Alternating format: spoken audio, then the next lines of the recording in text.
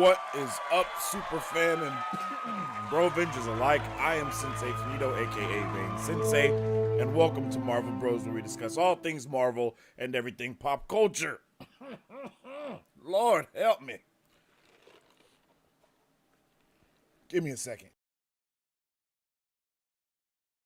Alright, let's try that again.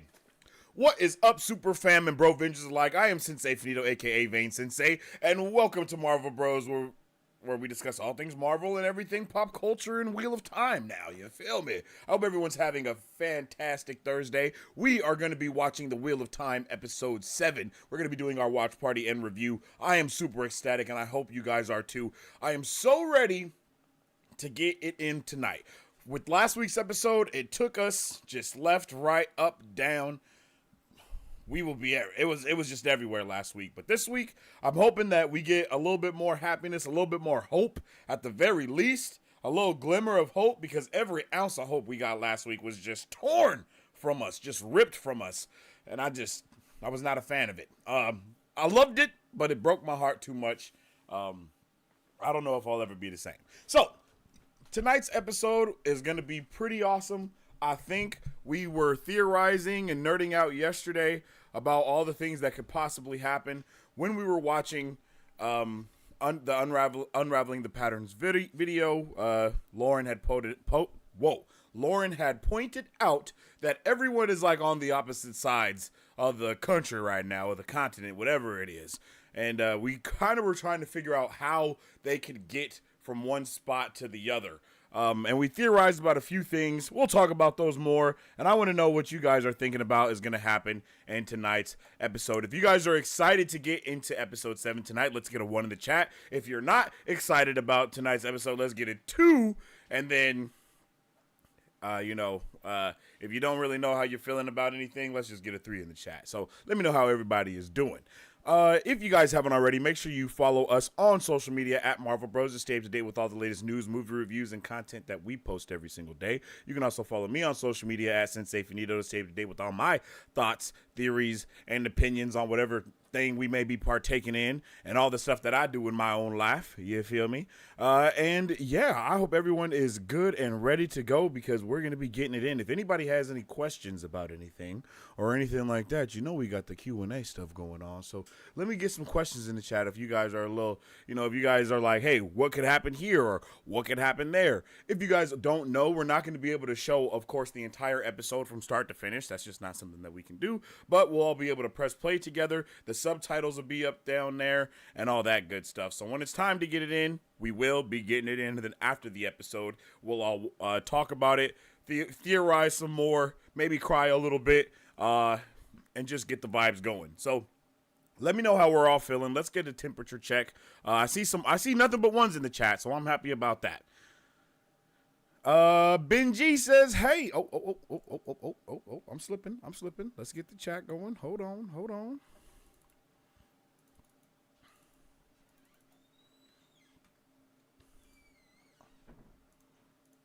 Benji says, hey, yo, what's up with it, Benji? Hello there. How you doing? Love to see you back here for some more Wheel of Time. Patrick, what's up with it? Hello there. Kind of wish I didn't have a session 0 at 8 tonight. I don't know what that means. I'm sorry. But I hope your session 8 goes good.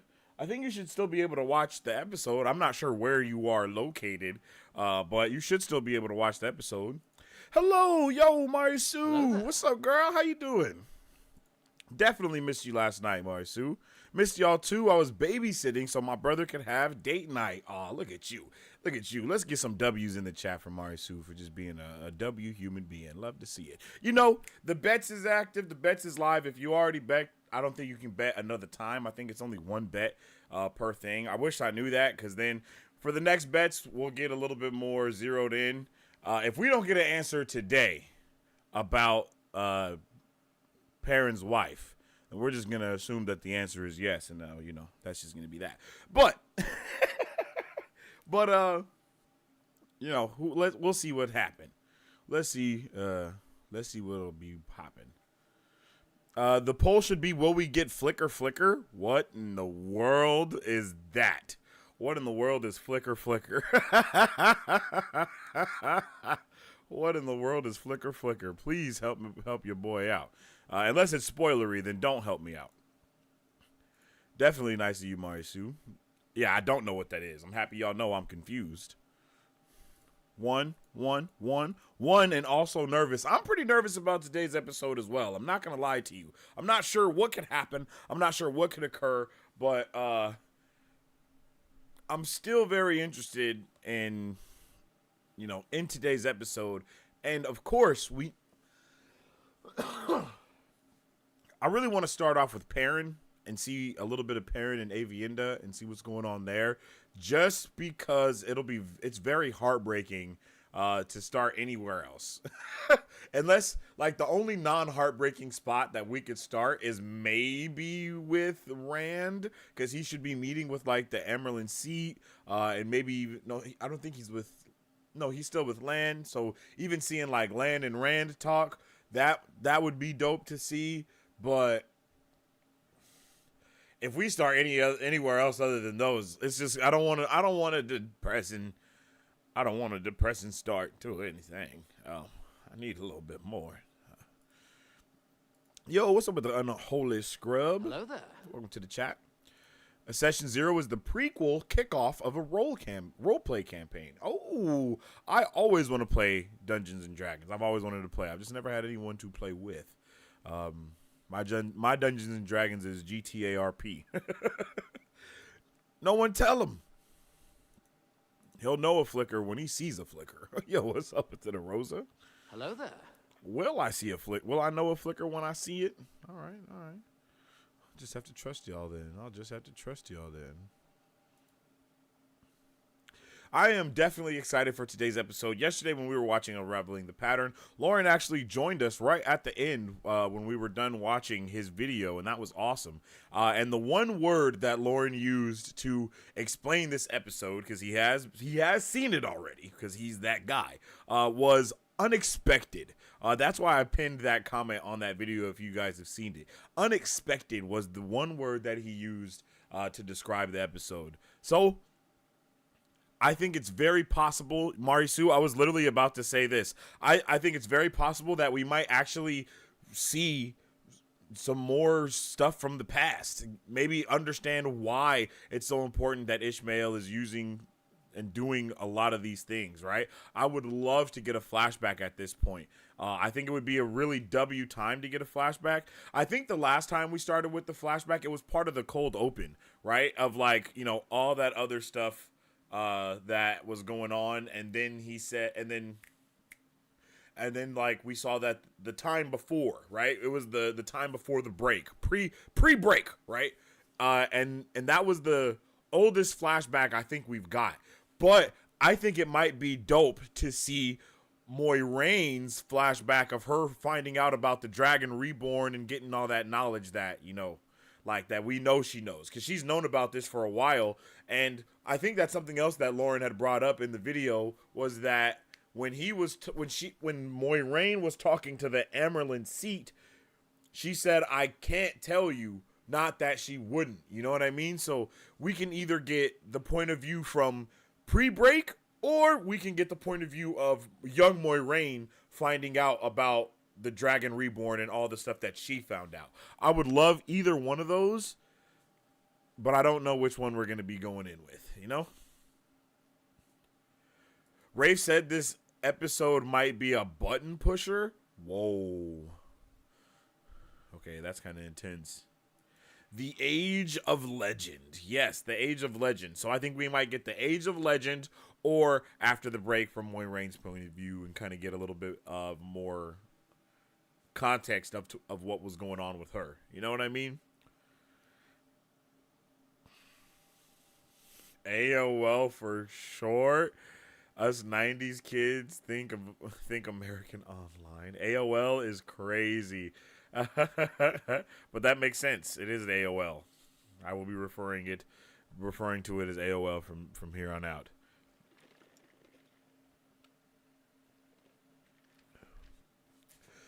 I do hope everyone had a good day today. I hope everyone is ready to get into this episode. If you haven't had a good day, then we definitely send you our all positive vibes, and we are happy that you're here with us to be able to enjoy this episode and maybe bring some of those vibes up. So I just wanted to kind of put that out there for everybody in the chat and everybody watching. I hope you guys are all doing good.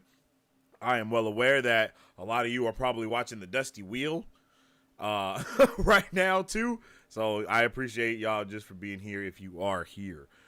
So excuse me. Towards the end of yesterday's show, I do believe it was LBF. I think it was LBF. It was either LBF or it was Patrick, I think. And it was one of them, they were saying that they were talking with their friends. Or was it someone else that said that? They were talking with their friends about what could possibly happen in this season, in the next episode. And we were talking about how the transportation would be working, of how everyone is going to get from one place to the next place. And like I was saying earlier, Unraveling the Pattern had pointed out that where everyone was on the map was quite spread out, like quite a bit. So we were trying to figure out how is everyone going to get from here to there. So that's kind of something I wanted to talk about a little bit more, is how are these people going to get from point A to point B? Because at the end I started theorizing a couple things. Let's see. Oh, almost there.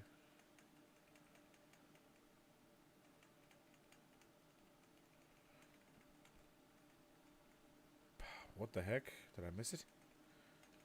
No, here we go.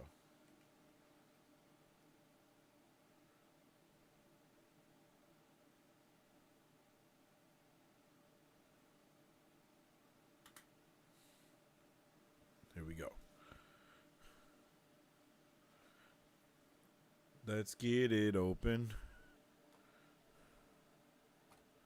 So the two places that we are right now is Falm and Carrion. So we got to figure out how are we going to get from Carrion to Falm today. Well, not today, but period. How are we going to get from point A to point B? Oh, wait, all you can see is me.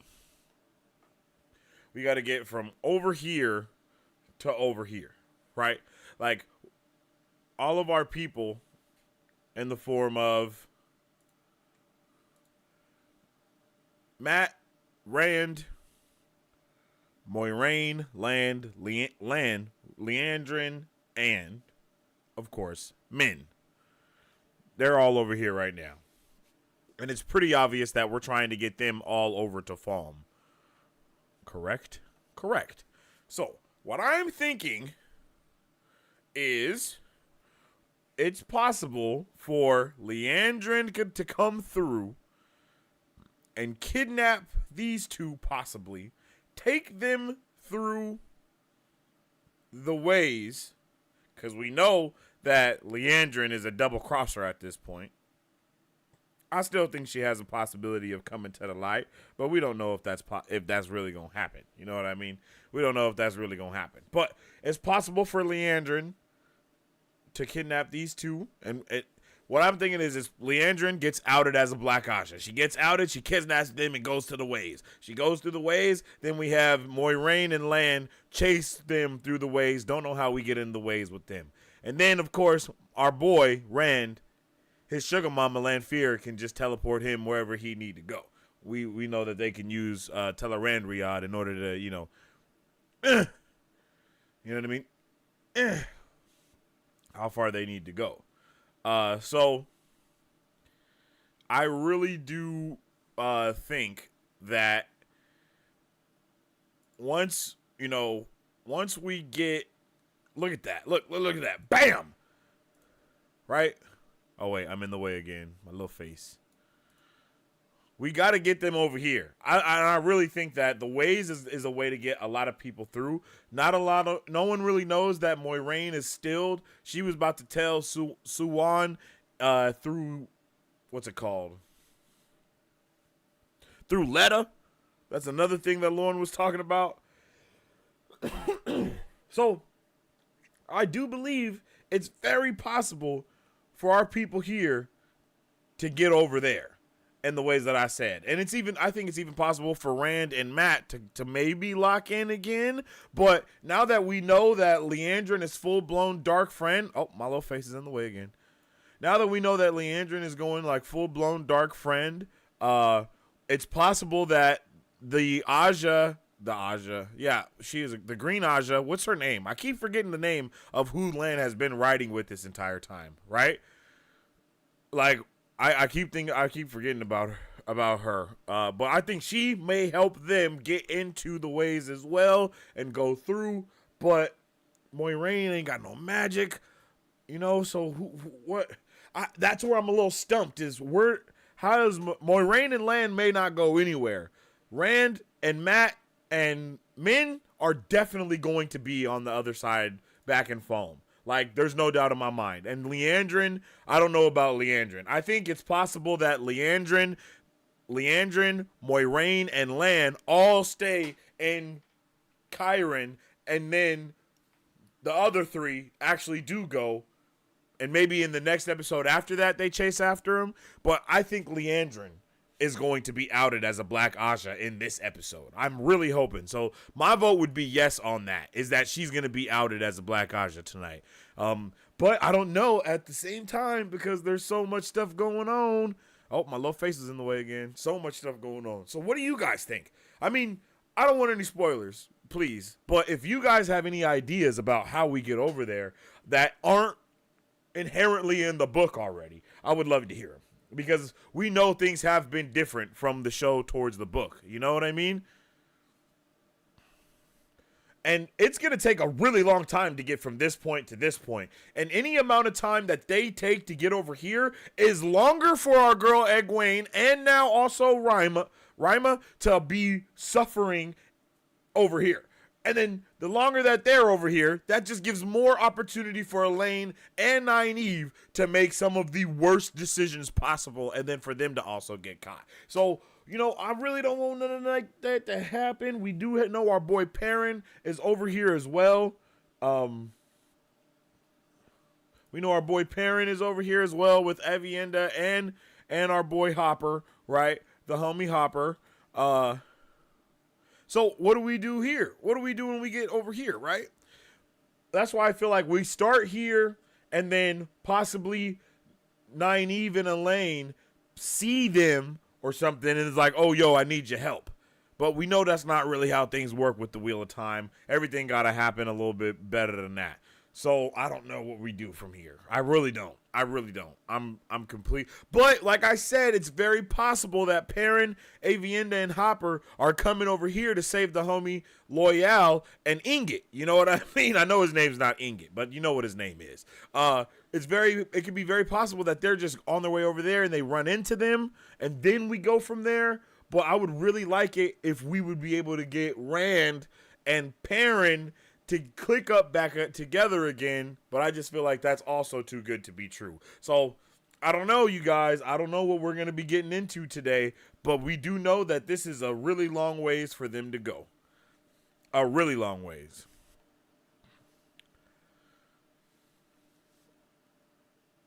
Remember when the internet came in a floppy disk they sent you in the mail? No. No, I don't know how old you guys think I am, but no, I don't remember that. Gitara. I don't know. Cold open is my current bet. Ooh. Falm is certainly very far from Carrion. Yeah, it is. Hella far. So that's why I'm saying they got to use some type of travel technology that is there for them to be able to get from here all the way to there. That's a really far directions for them to go. The episode will almost certainly have a great cold open. I hope it does. Obviously not by horse. Lanfear said it. Could there be anything slower than a horse? Yeah, and I don't think there really is at this point. But I do think that Lanfear, But that's one of my questions too. Is why the hell was Lanfear riding a horse then if she can teleport around and shit? You know, I don't know. I gotta figure some questions out. Tar gave me chills. If you didn't have the map, do you have a sense of scale from just what's been on screen?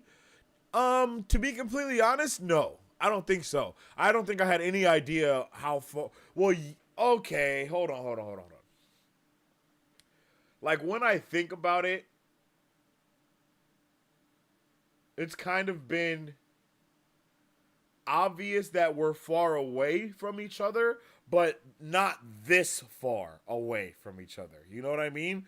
Like, I don't know where I thought they were in scale, but I didn't think it was this far. Like, this is super far. You know what I mean? I don't really know where. Yeah, I don't know where we go. I don't know how we go that far. Because there's no way I thought that they were farther than the two rivers. You know what I mean? That, in my head, I didn't think that. I didn't think that they were farther than the two rivers.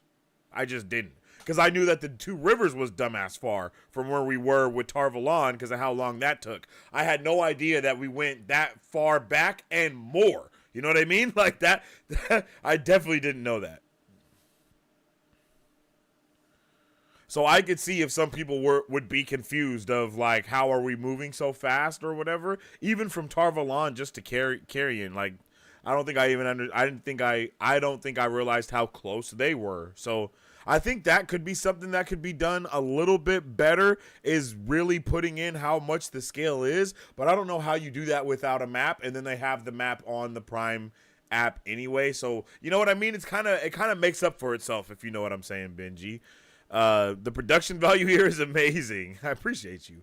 So far, there's only two groups that know how to use the ways: the Ogier and some dark friends. Yeah, and that's what we were talking about as well. Is we brought up. Wait, I was like, oh no, how is Moiraine going to open the way gate because she doesn't have her powers anymore? But then I believe it was Matt's dagger brought up that Peyton Fane was already going in and out of the ways as well. Like, so, and he obviously doesn't know how to channel. So there has to be a way to get in there outside of just the normal way that we know. And it's very possible that Leandrin can this is probably not going to happen, but it's possible that Leandrin switches sides or wants to, I don't know. Leandrin just got me all mixed up. She didn't let her son die, so she just don't even care anymore. You know what I'm saying? But maybe that's exactly what she needs to switch sides. I think everyone has enough potential to switch sides, even Lanfear, even though we need to burn her at the stake as soon as possible. They would have to cross the spine of the world if they go that way. When we think of distance, we need to do it in time. That's another thing. Like, they're just really far. Alana, right? Alana. It's not Elena, right? Is it Elena or Alana? I think it's Alana. Alana definitely, yeah, I think she is more than willing to help them out and get it going. I really do. Lana's been with Alana. Yeah. We'll also get a significant time skip. Maybe we'll also get a significant time skip. I'd like that if Rand gets to spend time with Lan. That means that Egwene is going to be a captured slave that entire time. No.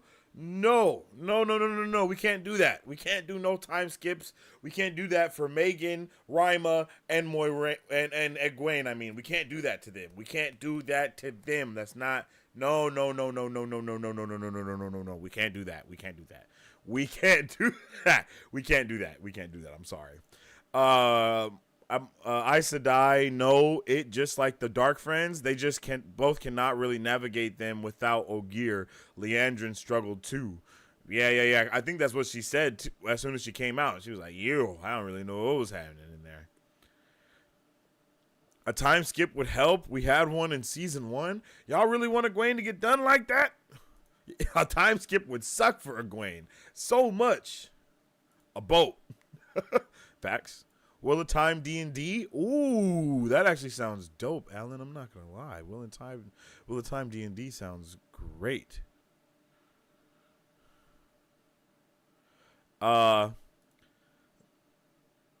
The ways. Yeah, we could definitely get through the ways. The only on-screen reference we have had is Elaine dropped a line that Falm was thousands of miles from the tower. Oh, okay, all right. Is that what we've gotten so far? Honestly, I was shocked how fast they got from Kyron to Tarvalon. They're close, but it's not a day's ride. I thought it was like a day's ride, no? I think that was said somewhere in this video as well.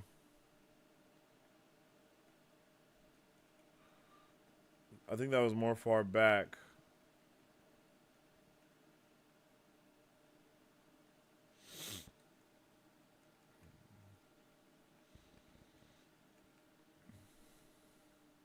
Bam. What did he say right here? And she rushed back to the tower and left within a day. Tarvalon and Kyrian are relatively close. I imagine it only took a day or two from the time that Lan found the Armorland until they arrived. Yeah. So about a day or two. But I also had the same issue. I'm not going to lie.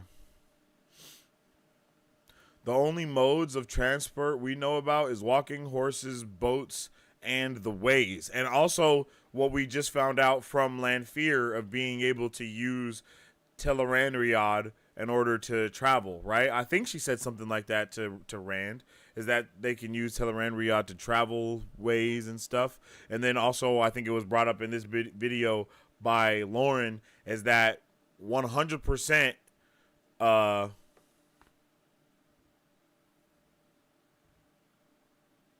Egwene also saw Rand when Lanfear brought him there. It wasn't like just he just saw her. Like, no, they saw each other and interacted with each other. We need one of those ROP map close-ups from scene to scene in Wheel of Time. I liked them, but I assume Wheel of Time didn't want to look like they're copying them. Rings of Power. Yeah, I did like that. I did like that in Rings of Power. It definitely brought it up to speed to let us know where everyone is.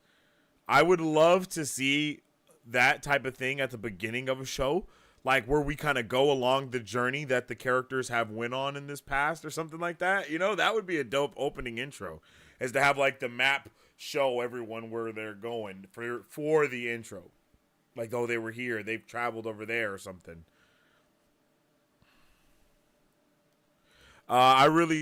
I've been really sad Rand hasn't spent more time with Lan, so I hope we get that today.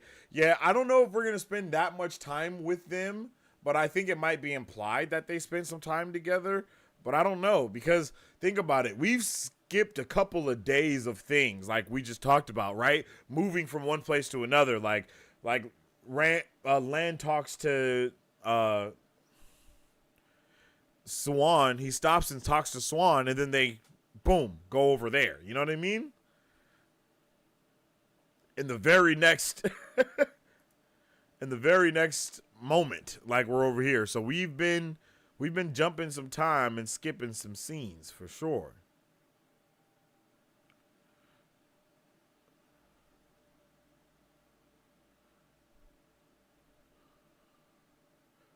Okay, I'm forgetting they changed the geography slightly from the books. There are also fairies. Not in the two rivers anymore. When Ishii was messing with Rand's dreams in season 1, Egwene seemed self-aware there too. Perrin and Matt just went on as if it was a dream. Yeah. Yeah, I see what you're saying. I agree. We know Egwene is like next level. She's next level for sure.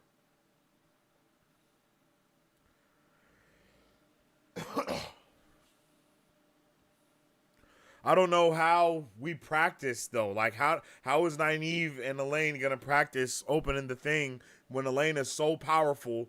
When Nynaeve is so powerful, her energy automatically is picked up on the radar. You know what I'm saying? They automatically sense her presence there immediately because she's so strong. But she did kind of figure out a way to get it going. I just don't think there's any way for them to be together and actually make something happen. You know what I mean? Like, I don't think, it just makes me really nervous. But that's why I could understand not necessarily a time skip, but just getting the little things along the way a little faster. I mean, I don't know if we're going to just, hey, yo, Matt's Dagger with the super chat. I definitely appreciate you. Thank you for the super chat. Bad news, I have to go play D&D. Good news, I'm playing a gnome cleric, so one hit and I'll be dead, most likely. Oh, no. Well, I hope you have a good rest of your evening, Matt. Having a good old time. Definitely appreciate you and the super chat. Thank you so much. I hope you have a great rest of your day, rest of your evening playing D&D. Yeah, just have a vibe at one, and definitely can't wait for you to hear how you felt about this episode on Wheelie Wednesday next week. I hope you have a good one, and, you know, since we're not going to be able to see you later, sleep well and wake. I hope you have a good day. I hope you aren't the party's only healer. Good luck. Yes, whoa, definitely good luck, Matt. I hope you have a good one. LOL, sleep well and wake. Oh, you too, for sure. We are about T-minus 28 minutes until the episode drops. Hopefully we don't have any issues from Prime.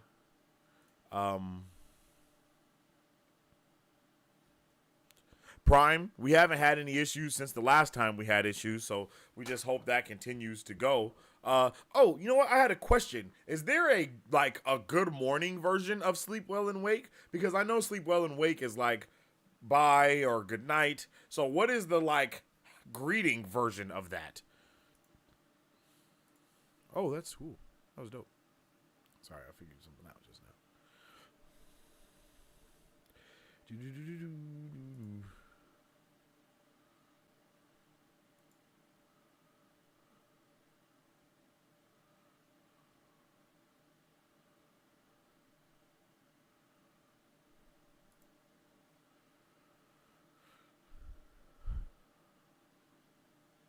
Let's see. Bow. There we go.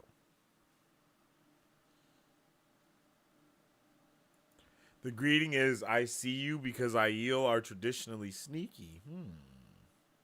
Interesting.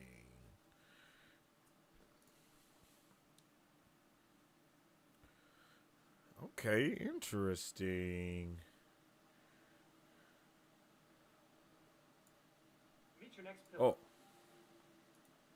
Yeah, I'm super excited what we could see today from Perrin and Avienda together and them rocking. I think that might be some. I think we might get some really good stuff from them, and then I hope we get some good stuff. I'm kind of hoping we don't see a lot of Egwene in this episode because every time we see her, it's gonna be a heartbreak. And we obviously had to cut out some Perrin in last week's episode to focus more heavily on Egwene and catch up with Matt and Rand and that whole situation. So I really hope that we can kind of not have to suffer through Egwene stuff too much today, and we get to have a little bit more Perrin and Avienda, and of course Hopper. We need our emotional support animal in this moment. So I think that would be a really good vibe to go with. I am also all for what you guys have been saying about going back in time with seeing what's going on and possibly going to the AOL or going to where Moiraine was young. I think seeing Moiraine young would be a really good point of action for everything. You know what I mean? I think that would be a really good point of action for everything.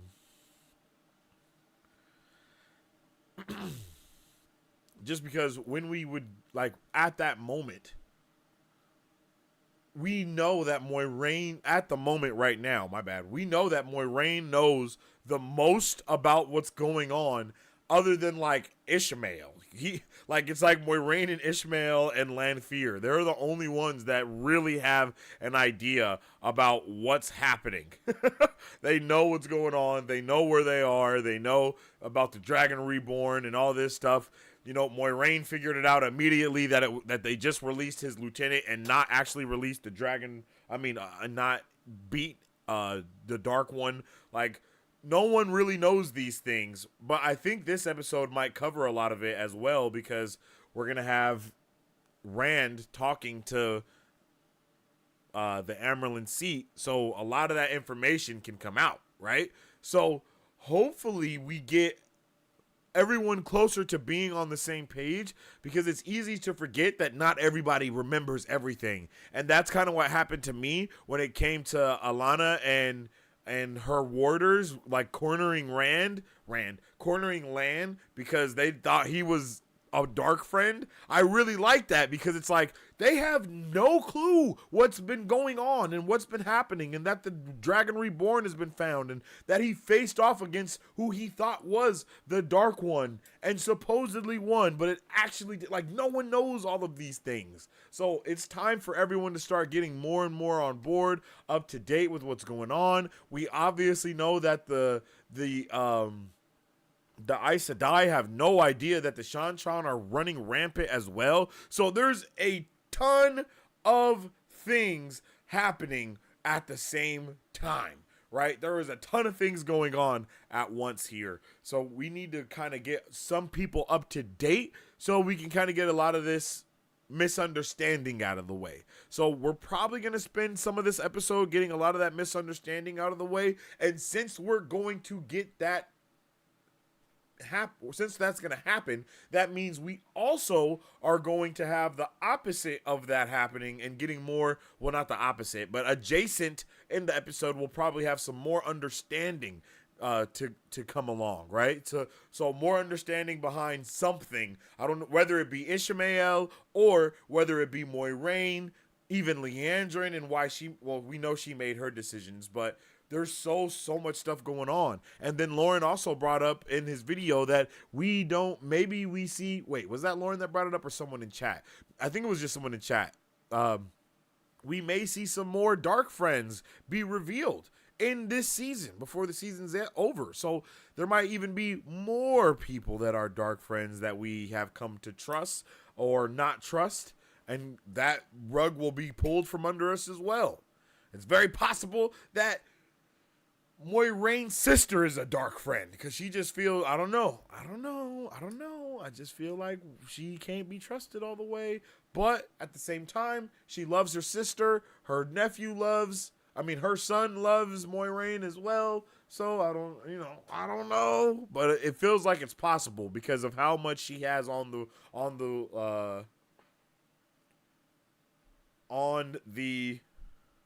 what's it called? On the line. Like, she has so much on the line, you know? But I'm not sure, though. I want a royal wedding with shenanigans and fireworks. I feel that would actually be pretty dope. We might get that wedding in this episode, and it might end up being royal wedding level, you know? It's very possible.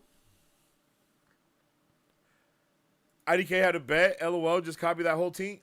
Nah, just like that. Exclamation point, bet, and then your answer, and then how much you want to bet, and then you can do exclamation point wallet to figure out how much money you have. The Last Prince of Malkier, a dark friend, so misguided. Historically, Lan's family did have dark friends. Okay. That would be one heck of a twist. Did she turn her family reputation around and got her son to marry the queen? Worth her soul? I mean, look at what Leandrin did. It was worth her soul to keep her son alive. So it may be worth that much to have to get her family back, to get that representation back, to get all of that high status back that she obviously was really, really in dire need of. So much so that's what the main thing is that she goes off about on Moiraine about. I got my son to do this. Now he's about to marry the queen, and we're going to have the status that we always should have had, you know? Like, all of that is coming back.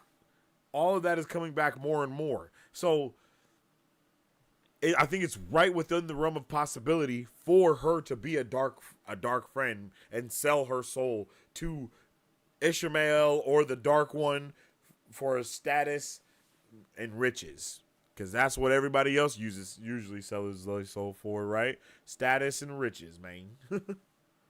The money, the power, the respect, the cause, the clothes, or the horses and the steeds, you know.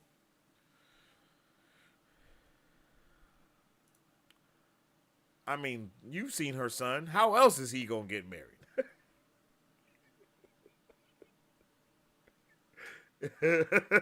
You seen bro with the 7 hairdos,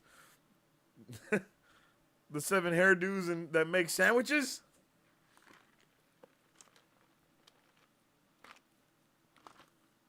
That is not exactly king material.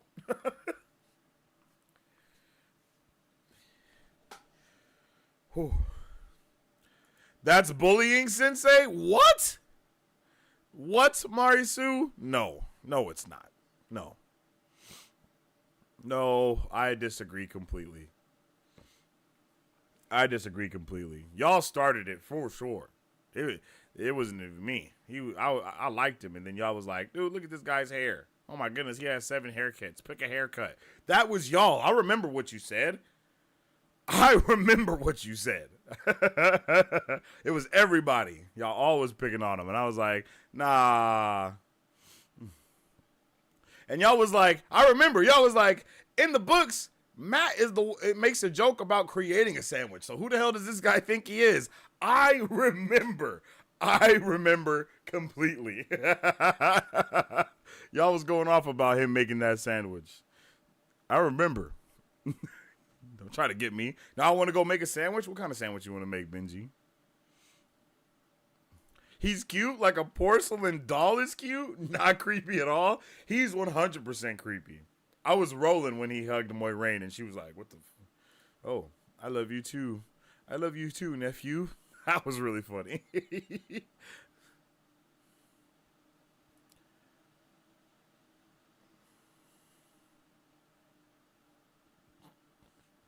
I don't even think that can be categorized as a sandwich, my guy. I'm not going down you and your grilled cheese and ham. I just can't eat that. I would either pass out or I'd be stuck on the toilet. Like I don't want nothing to do. I don't want nothing to do with no cheese and ham. Warm cheese and ham. That just doesn't do it for me. I don't know why. I just can't. Warm cheese and ham, like the ham and cheese hot pockets. Oh my god. Oh goodness. Oh, my stomach is turning, man. Whew. I think ham and cheese hot pockets should be fired from a cannon into space. I gotta make tea. All right, bet. It's cold in Alaska. Soup and sandwich weather. You're in Alaska? Did I know you were in Alaska, Benji? I feel like I knew you were in Alaska.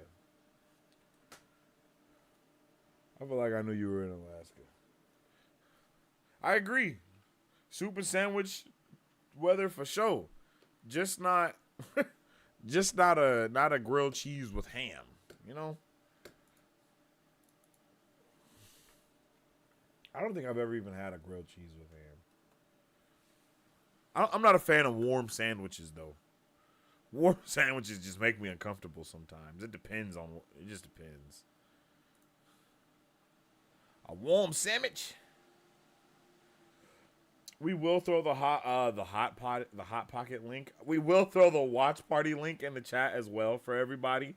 So if you guys want to, you'll be able to click that link and we can really all watch it and enjoy the episode together. But if you don't want to join in that way, you'll be able to join in you'll be able to just watch it your own ways. And we have 5-6 minutes until the episode is up. So let's get our final thoughts and opinions on what's going to happen within this episode. Sometimes I act like a child. Nah, Benji. That's not a child. Well, I mean, grilled cheese is kind of kid-like, but I like grilled cheeses. My wife likes grilled cheeses more, but my wife is very, she does also like to act like a child, so, don't tell her I said that. I'm worried I'm gonna need comfort food to cope with this episode. Wait. You think that this episode is also going to be like heart-wrenching? Okay, let's get a 1 in the chat if you think this episode is also going to be heartbreaking. Let's get a 2 in the chat if you think we're going to actually change from the heartbreaking ways that we ended on last week. And, let's get a 3 in the chat if you're not sure what we should expect from this episode. Do we know when the episode drops? The episode should be dropping in about 5 minutes. Danique, I believe? In about 5 minutes. And how you doing? Hello there. Hope you're having a good day today.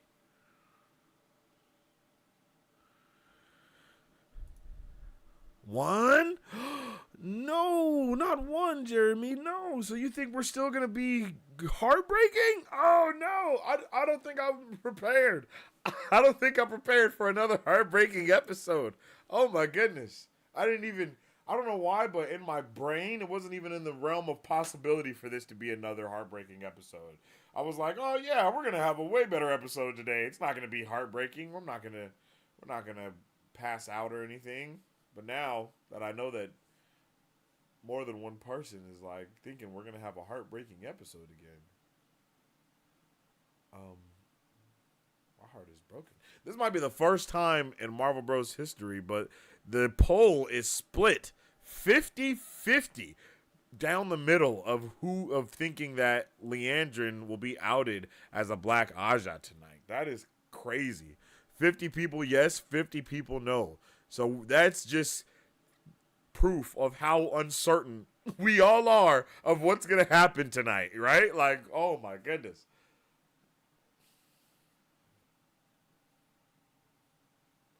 I would love to get a about, just that cold open of the past. I would love that. I'd be okay with it. Or any type of cold open, really.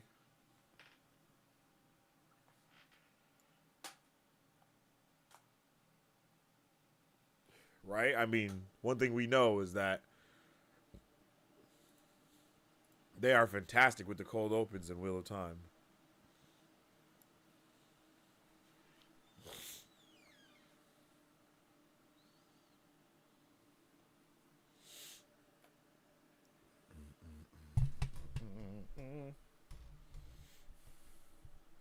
Mazel tov.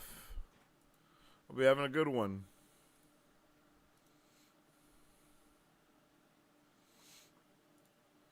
I'm ready for today's episode. T-minus what, 2 minutes?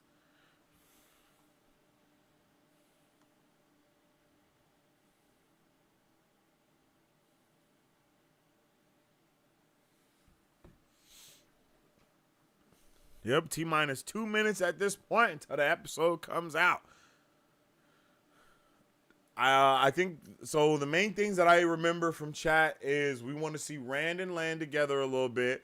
We want to also see, of course, we need the answer to what's going on with Liandrin. Hopefully, when we meet up with Perrin, we find out whether or not his dead wife, Layla, is actually a dark friend, or at least a dark acquaintance. She has to be at least a dark acquaintance. And then I wouldn't mind catching up with Loyal a little bit. Oh, you know what? I keep forgetting that Loyal and Ingot are there. So Inglar, Inglar, something like that.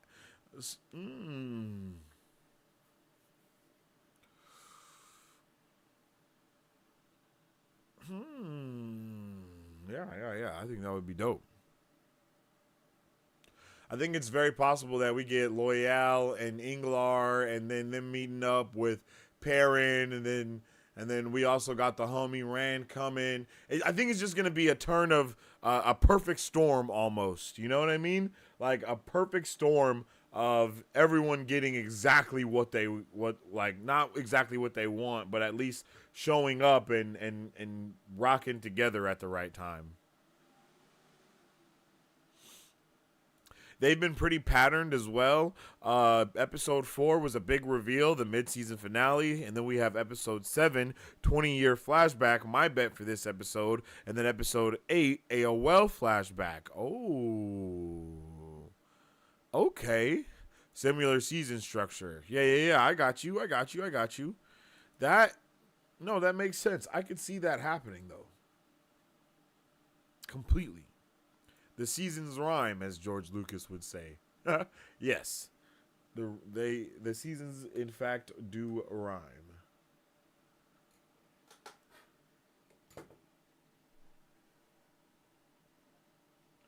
It is 5:00. Let's see, is the episode up? I think last week we had to wait about 2 minutes.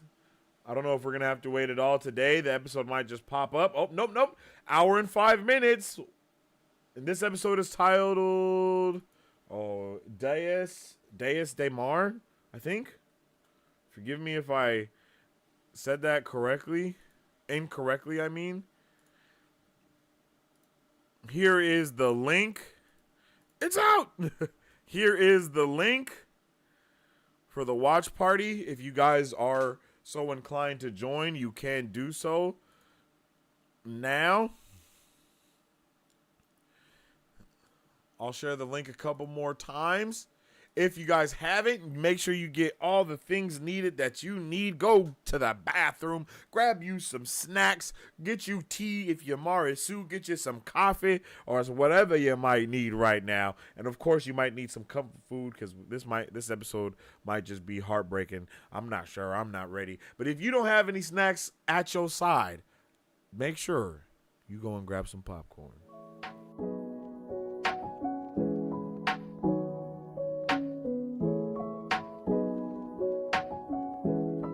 Hi, my name is Dominique Pruitt, and I started Don's Bon Gourmet Popcorn LLC in the summer of 2021 to introduce delicious and unique flavored popcorn not found anywhere else in the world. Why, you ask? Because I make it in my home with love, just for you. We offer over 10 flavors and are continuously creating new flavors that can be customized to any color or taste for your next event, party, or fundraiser. So go find yourself to our website and find a bombastic flavor of popcorn at donsbombgourmetpopcorn.com, or you can also follow us on Instagram or Facebook at Don's Bomb Gourmet Popcorn.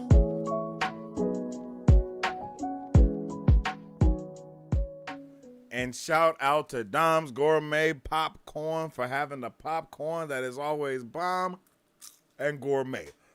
All right. So, without further ado, I hope everybody is ready for episode 7 of Wheel of Time. The link is in the chat. On 3, we will press play together and experience this fantastical, amazingle episode. All right? Let's get it. On 3. 1, 2, 3.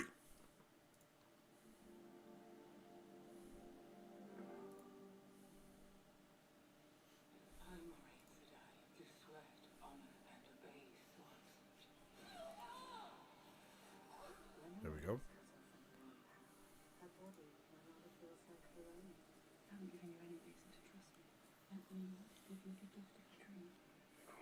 Where is she? Ishamia has her. Nothing exists outside the self for you, Blaine. If you want to rescue her, Oh, snap. it needs to be put in a woman. It can't be broken. My name is Ravienda. Sure. We need to go now. Do you like to dance? Gieto is the island. You saved my life. So, where will we go now? Bye. Here's the boarding farm. So, we go. You killed that. I saw it. I'm sorry. I can't let you leave. The evidence is here in Karen. She's demanded an audience with you. Oh, snap. 20 years ago. Oh, my God.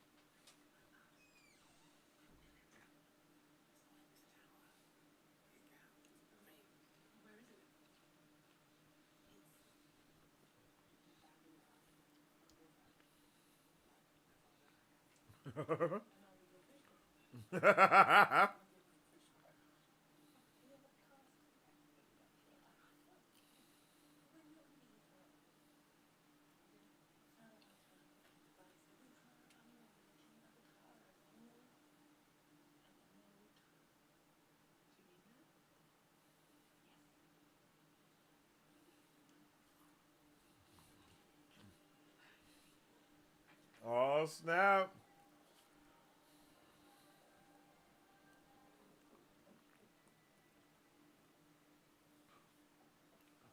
Oh.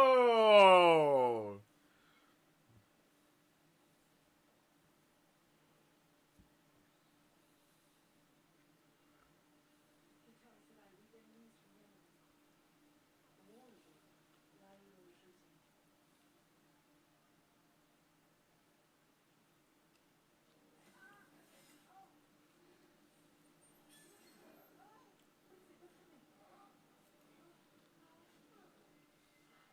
Are you saying something?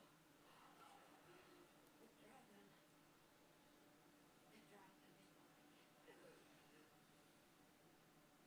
I feel it. Unfortunately, it's happening now. Yes. Cries like this. Burns like the sun.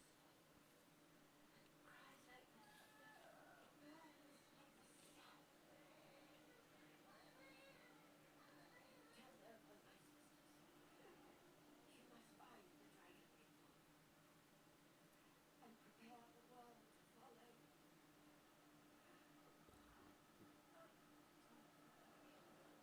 Oh my God. Benji.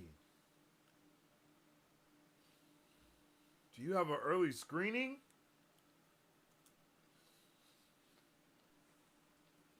Benji, you madman.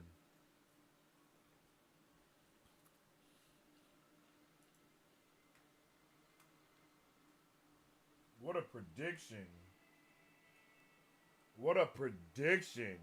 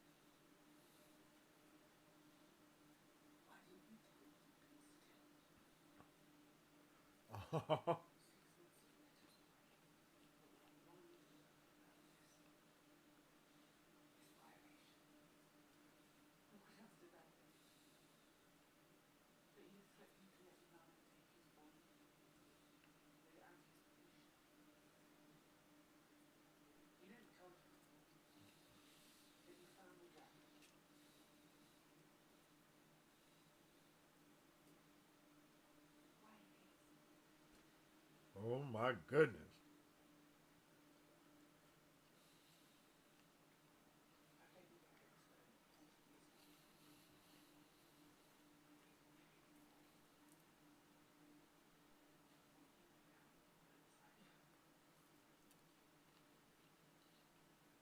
I roll beside you.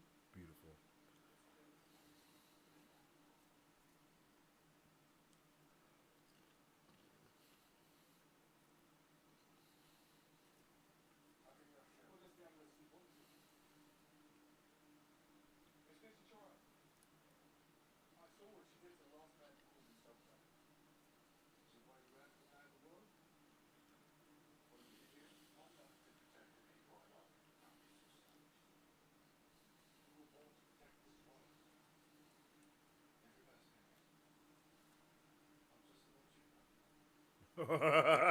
Damn.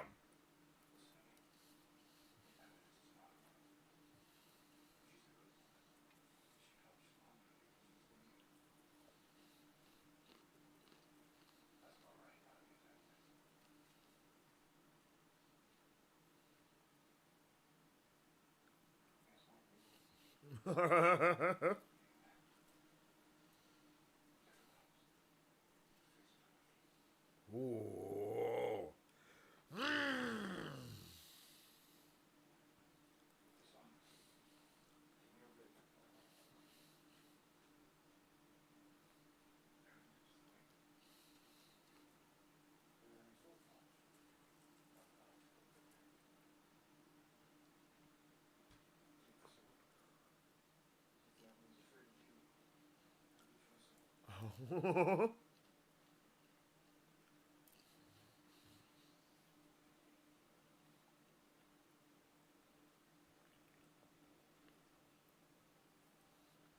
Oh, snap.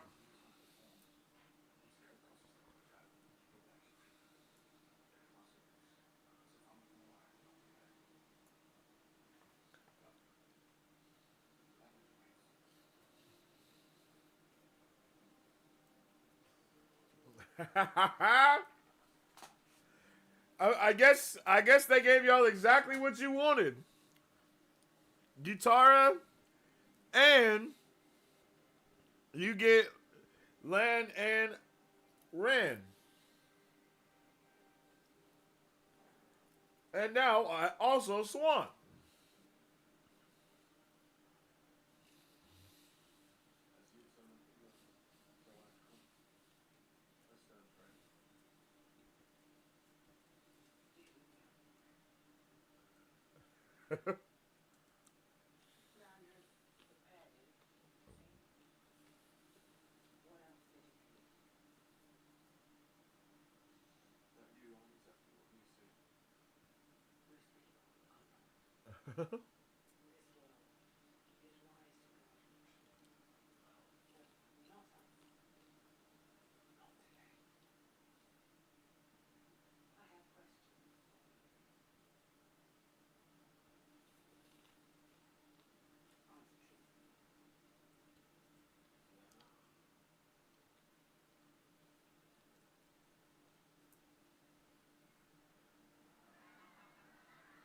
What?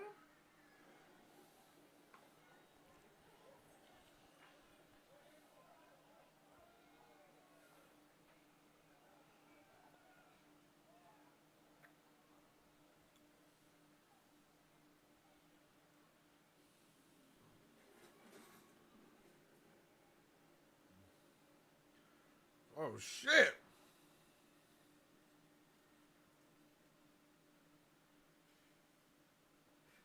Who just knocked out Matt?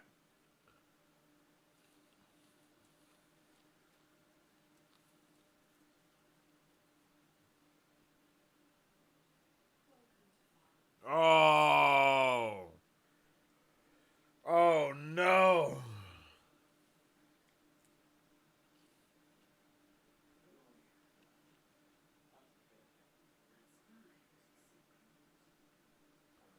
Wait. Wait. He brought it. Wait. She brought him to farm? All right, one down.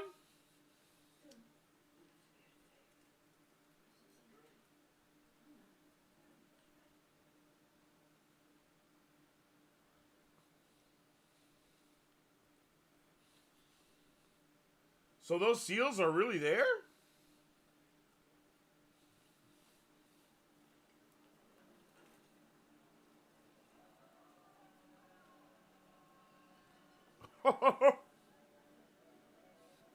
Oh my god. Just like that, he's there.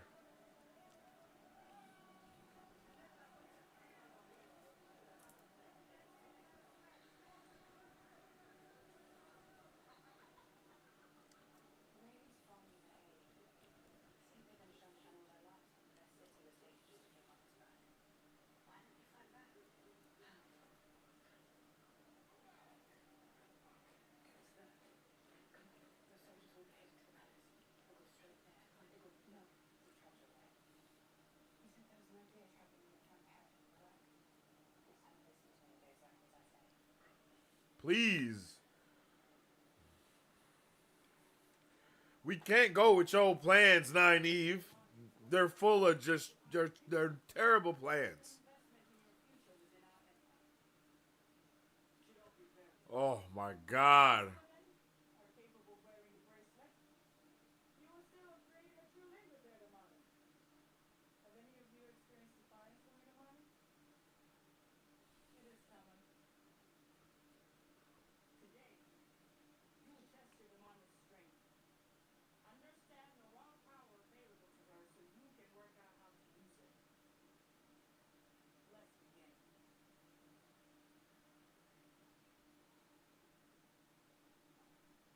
We will work together to defeat the Hermes Weekday. We will equip.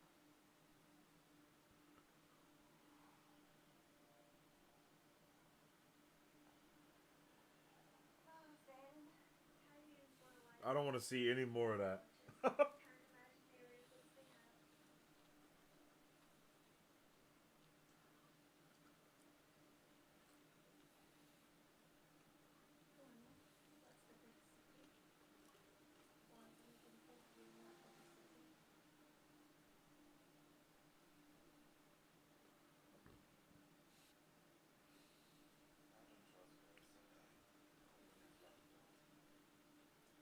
Baron's warder is like the best one.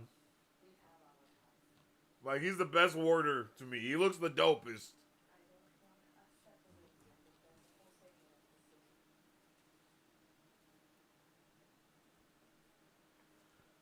They be having attitudes.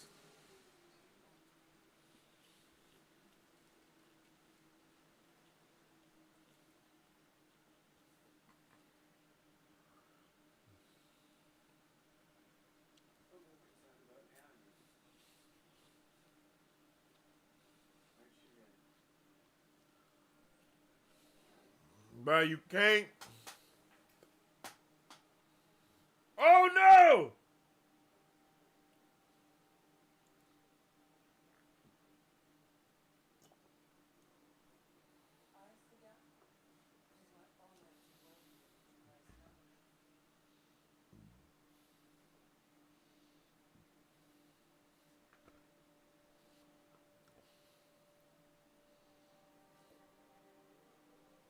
Uh-oh.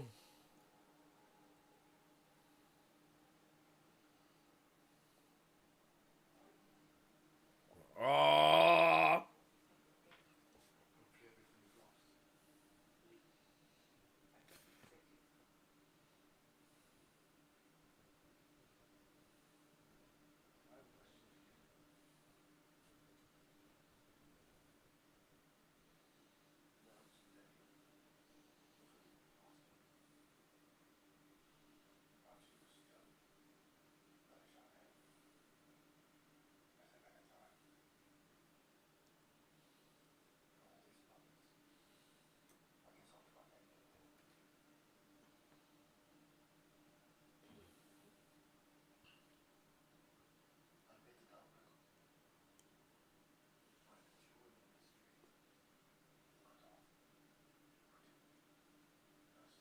No, I didn't. Not for 1 second. Because I know that protecting her, guiding her, that is the only thing that matters. Maybe she's not stilled. More than anything. And this whole thing you're doing with Swan, it puts all of it, the last battle, the fate of the world in jeopardy. What is it you do?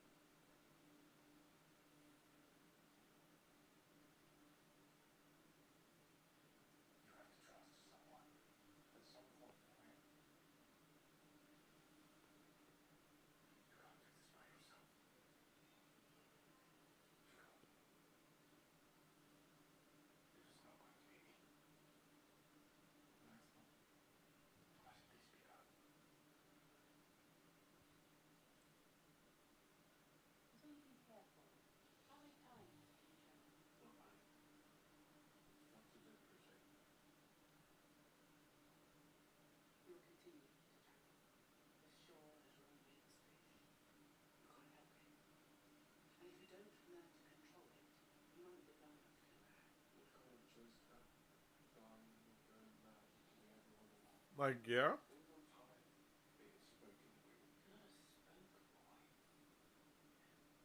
You are the water that turns the wheel itself. What? Dashes it to pieces. Do you know what Calor says the admiral must do if she finds the dragon wheel alive? Gentle him. Gentle him? No! How would you fight the Dark One without the One Power? Some of my red daughters would want that, I suppose, but we are meant to cage you, keep you shielded, channel you only when we want what we want. But when we go to fight the last battle, you will be the greatest weapon in our arsenal. So exactly what the Shan Chan are doing with their with the Damani and the Suldam? What? This is not a conversation. You already made your decision.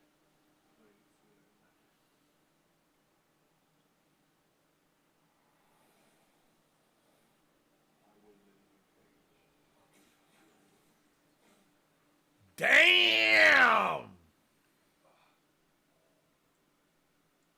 6 months, you've known what you are, and you learned nothing. 6 months, huh? She taught you nothing. A single ice dye can handle you like bait fish. Ooh. I love her references to her own culture that comes from like the fish.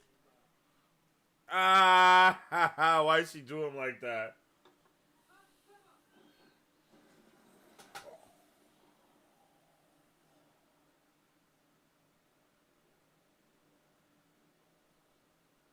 Good.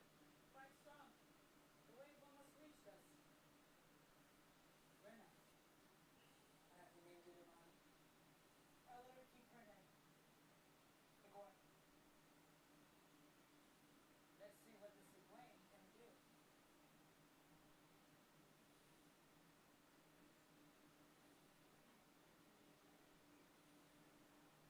You saw her light, didn't you? You will be brighter than her. You will be bright enough that every Sul'dam in Fallen will see you shine. I know you will, Maya.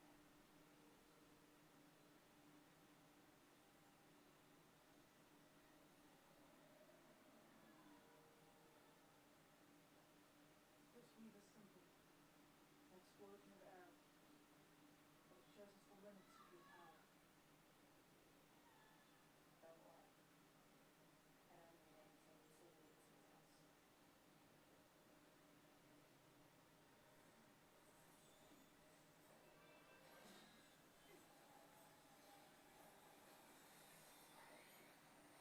Egwene. This is very good.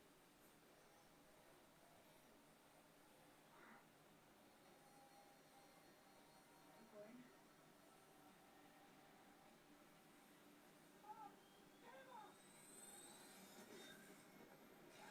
Oh! Oh!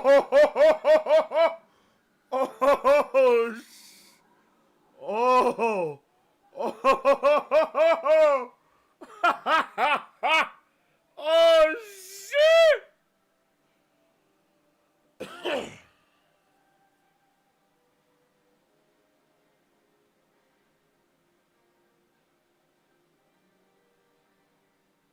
Whoa!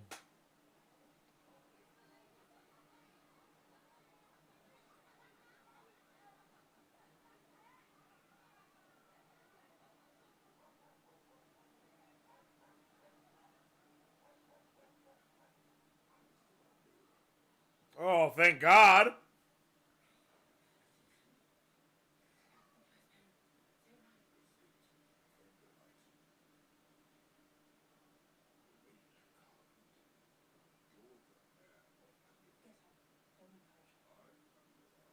up. Don't encourage her. Your name still doesn't exist. Get up. We don't have much time. Have you seen a dragon potion? It is worthless. It only like an arrow in a pistol.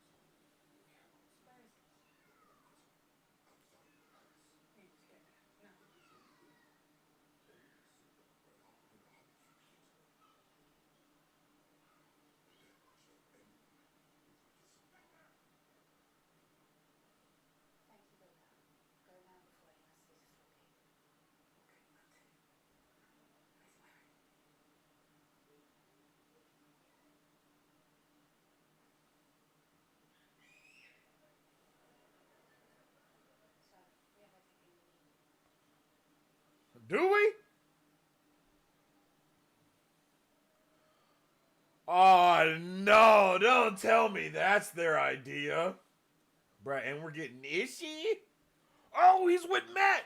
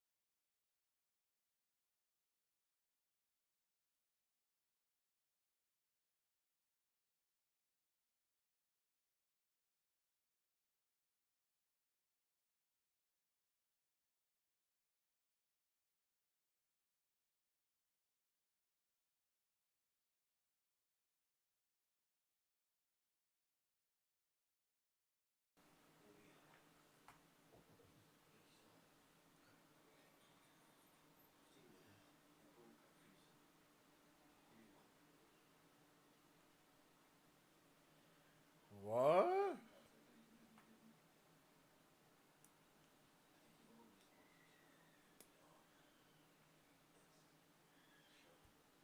What?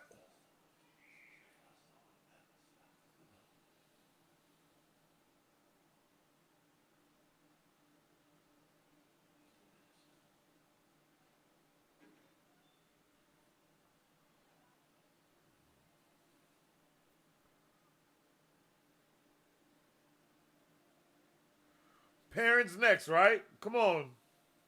Take us to Perrin.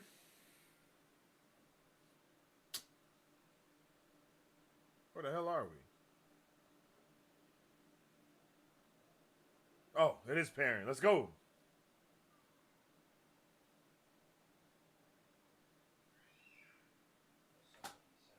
Yeah, I was like,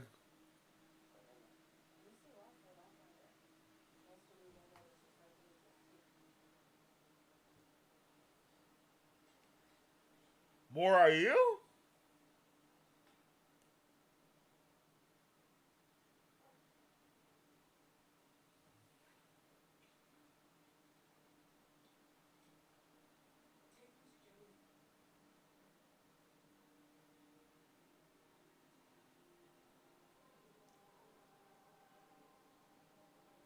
Are we about to have Aiel fighting in this fight too, yo?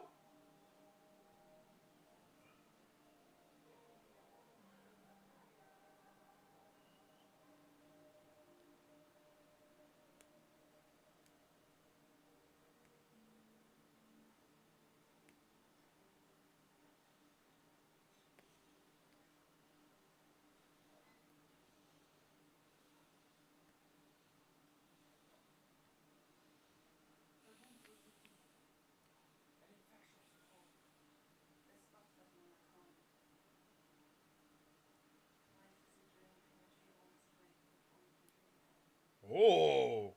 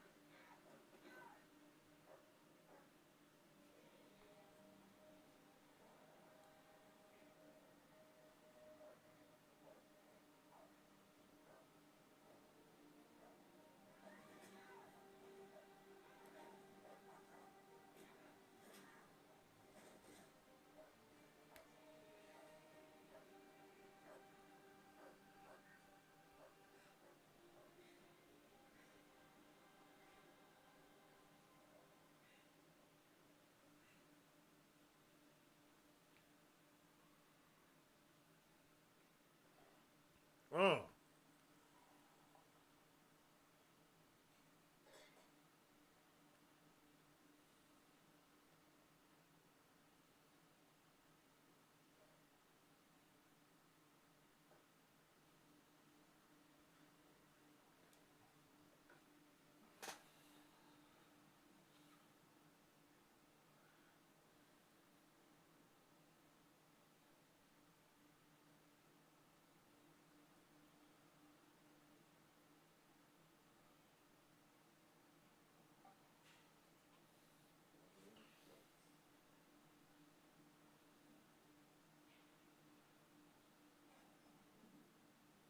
Whoa.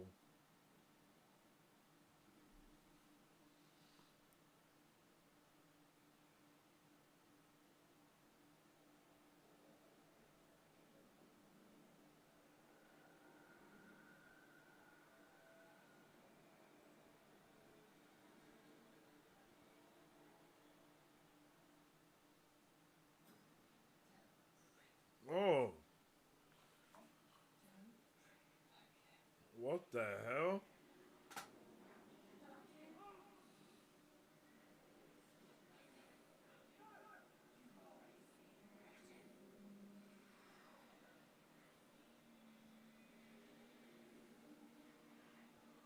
What the hell?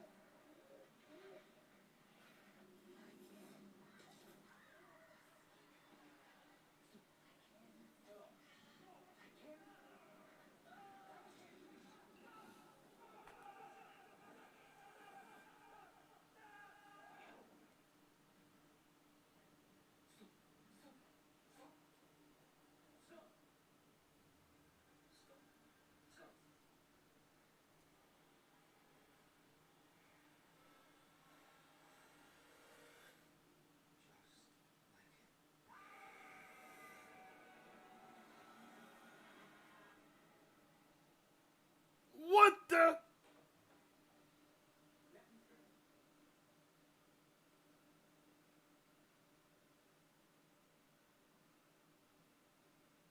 Release them, Sloan. No. No. We tried down here, Moiraine. And we nearly lost everything. The tower's walls have stood for 3,000 years. It's time we attack. This is not the way we Don't wait till again. not what I hope to see. The tower's filled with your enemies. You'll be sure to...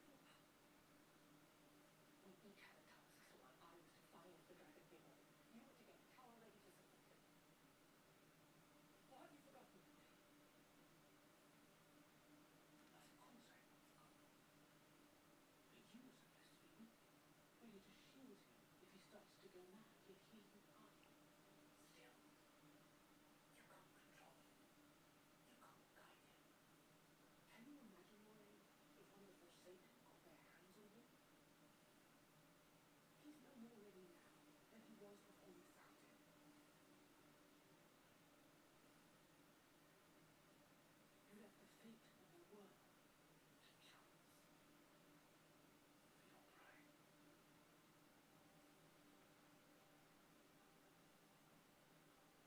Tomorrow, when Queen Goldrune returns, we shall announce him as dragon here in Cairo,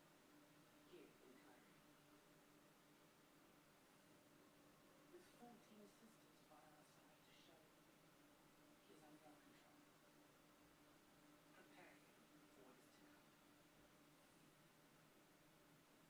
What is happening to me?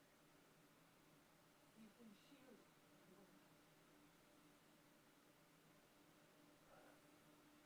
You've lost everything the other were, and everything you could possibly be. They're right, it's temporary.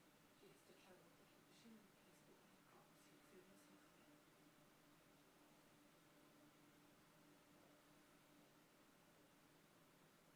So I'm sending you.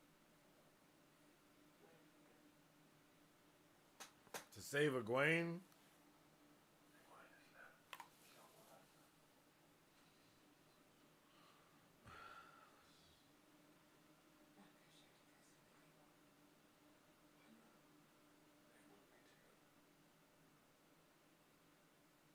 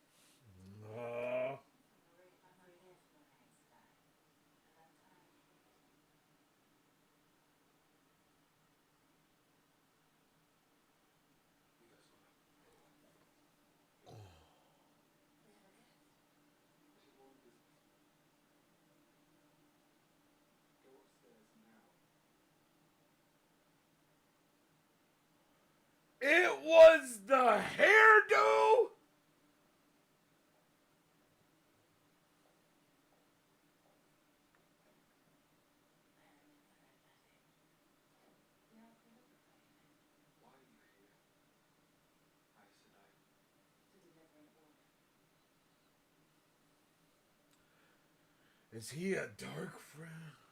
Oh my god! She's my aunt.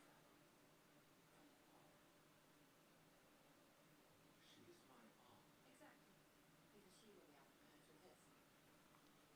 Oh, oh. She's been hell in the storm with us. We should not suspect anything. Kill her too? Oh my god.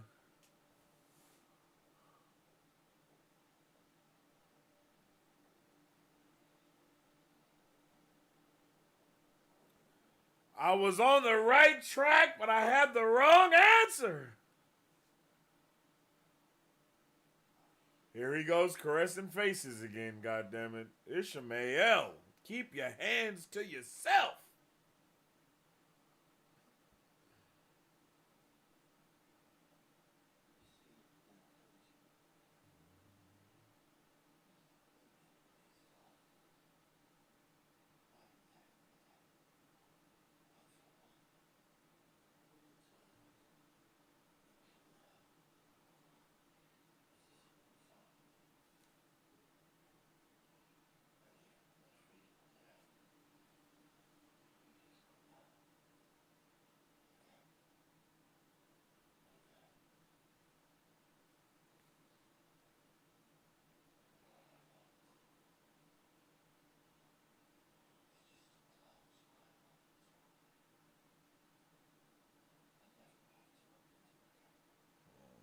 Damn.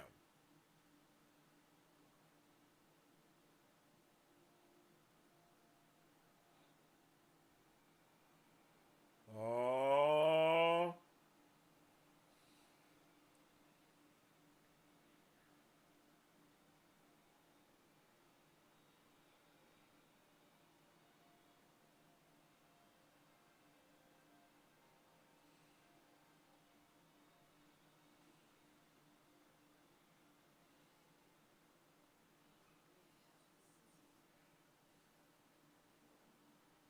Bro looks so badass, no cap.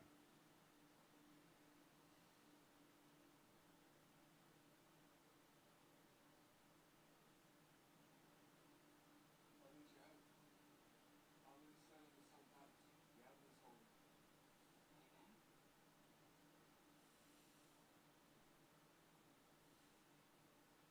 Can you get me out? What's the point, really? George, do something. I wish you would.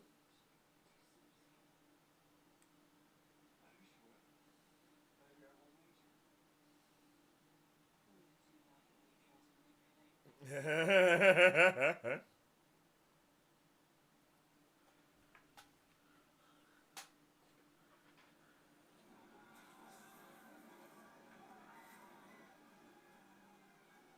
too bad at what you try to manipulate. Oh. Today, what did you say?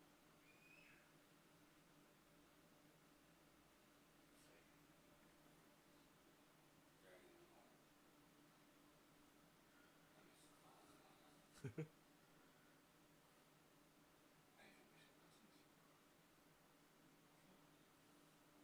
Maybe it's close. I think we should continue. George, did you expect we would fight the past battle against another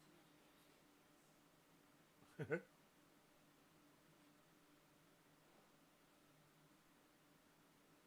Oh shit!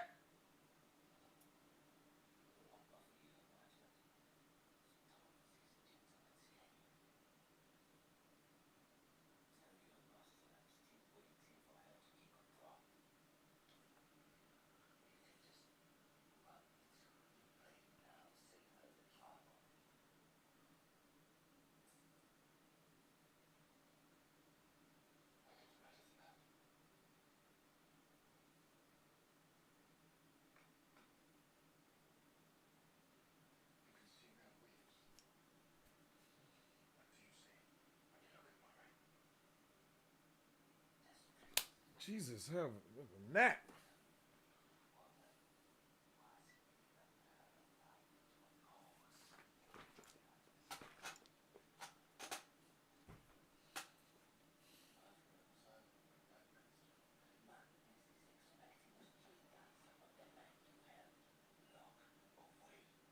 Yeah.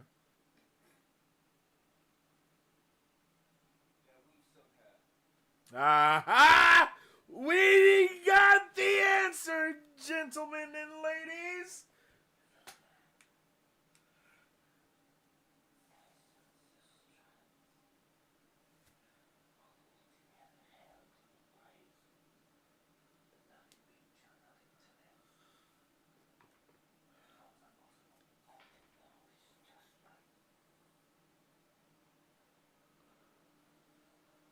There's a fire in the forehead.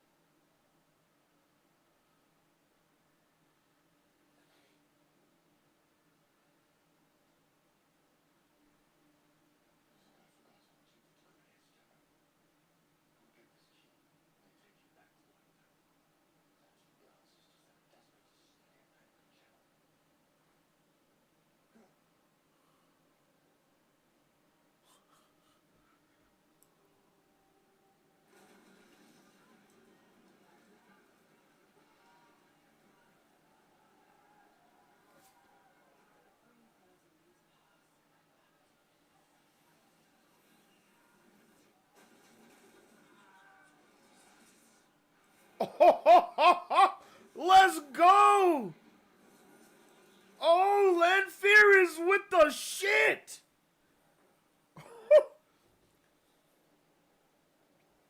I know all those people were innocent, but that still was pretty dope.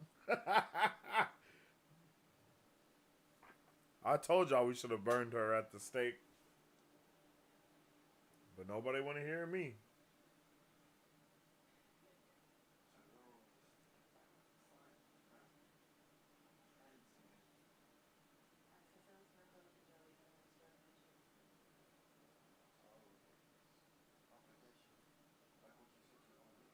It's dishonorable to remind me.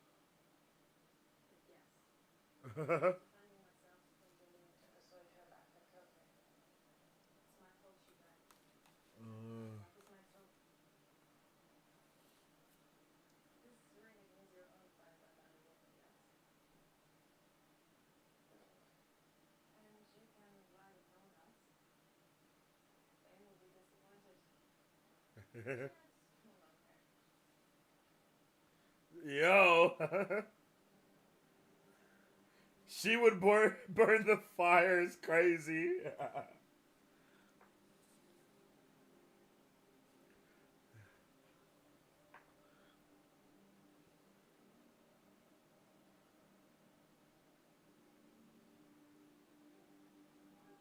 What?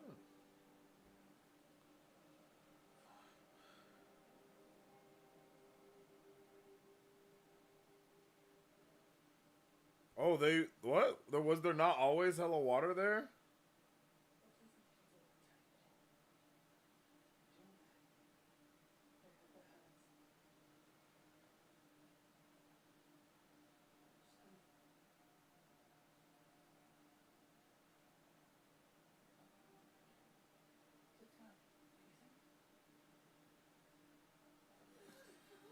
Oh!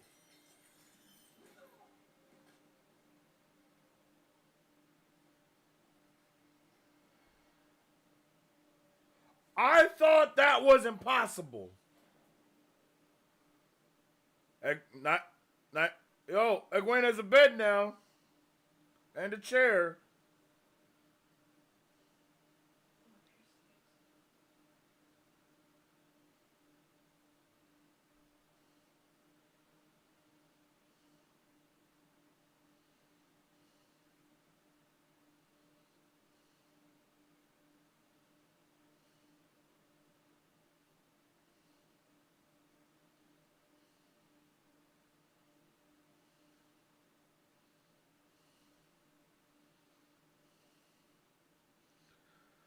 The way they finesse us with this calming, heartfelt music at the same time of something so disrespectful that's happening, it just plays with my emotions in such a way.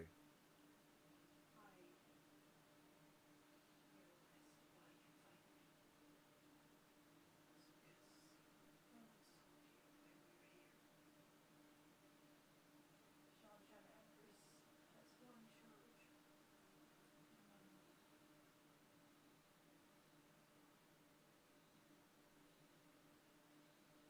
He unites every person on this planet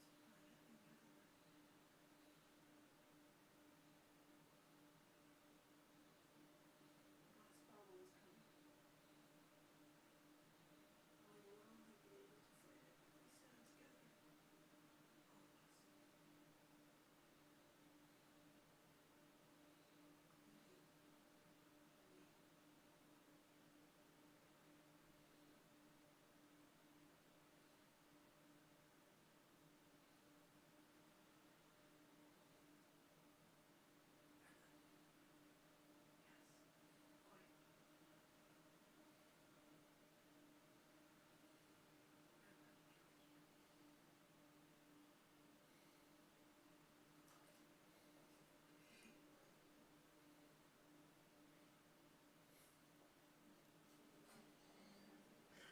Yes. Quiet.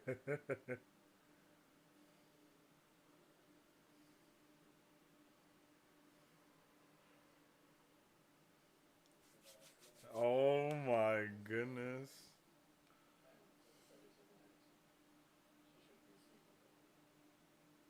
This makes me think of the White Cloak scene. Damn, Egwene getting clean twice.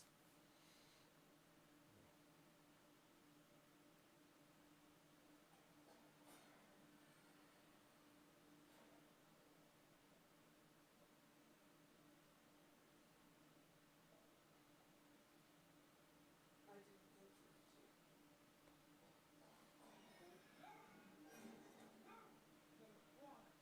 Then why? In God's name, why? Because it's pure. For our family name. Why do you think we've risen so far, so fast, Mother? I am king. And you fall away. But Ella, Mom doesn't care about me. She trusts no one. She cares about no one. She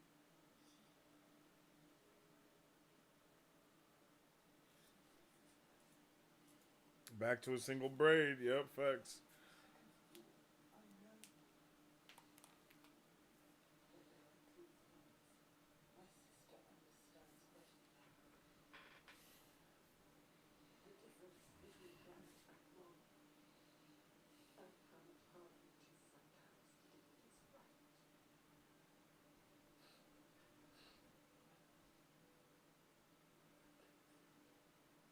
You could have got the queen.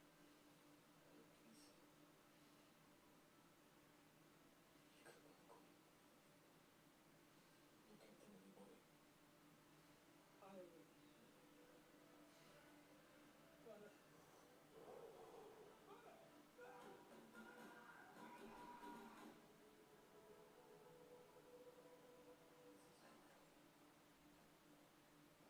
Varen. The Amaril requires your strength to protect Kyrian. I've been told to watch the boy. This is an order, the honest die. I'll take his shield. I better get close to you. You're very clever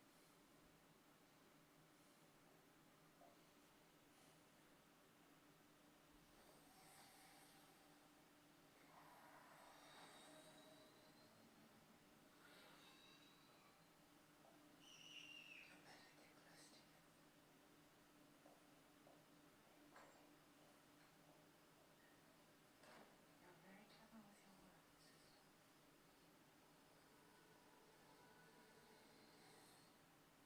words, sister. I knew we trusted Varen. The dragon may call. I'd say he'd spent long enough in Kyrian. He will. There's a waypoint hidden in the city. Let's just get in there with a grain of truth. An idea stepping once to remain a city center. Kyrian. Waygate! Yes.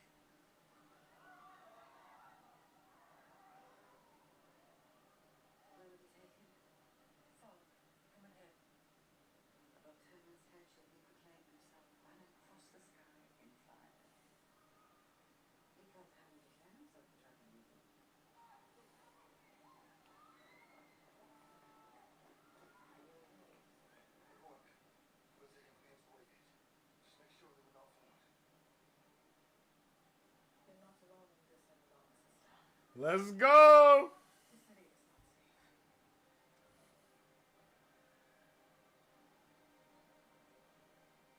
I hope you like this boy. I'd be with you.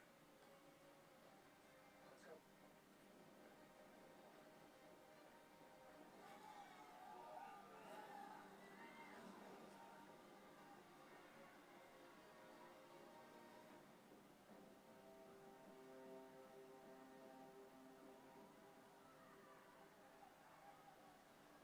Wait with me.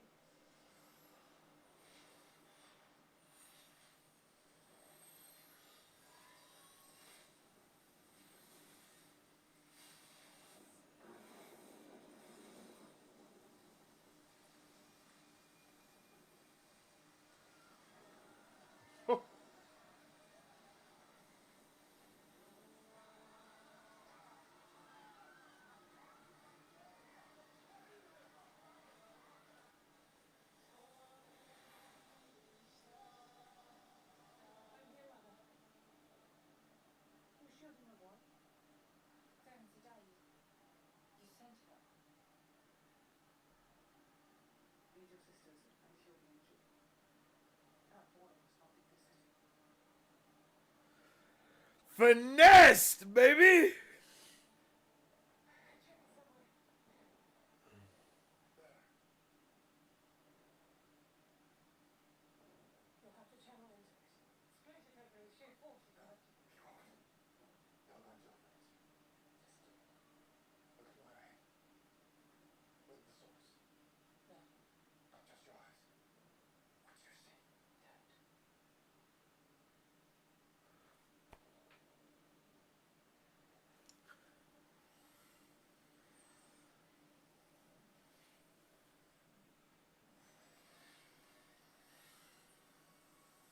don't. It looks like you're not tied together. Oh. There's a story from the ancient legends about the Force taking its powers. A skill that's been lost for thousands of years. To tie off weaves and leave them in place. Never made sense to me, Moiraine. What you were feeling. Shamael didn't instill you. Not even the Forsaken could do that, you know. It is a shield. And he's tied off. Which means It could be removed. what you wanted me to do. You don't have the skills one to have this knot. You'll have to cut it.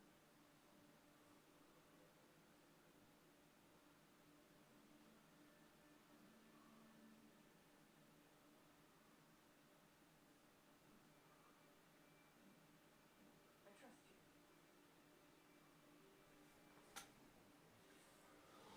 Oh, that was hard as hell. Oh my god.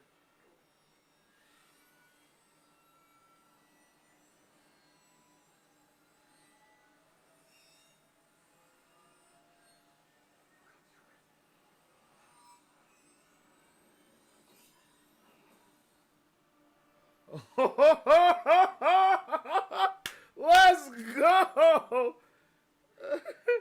Let's go. The sense of hope. It has returned. I no longer feel helpless.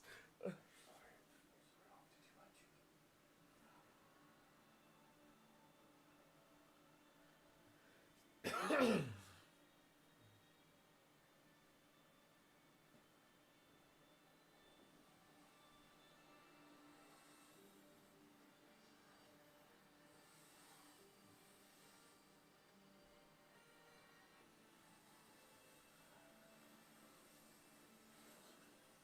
Sorry, Mom.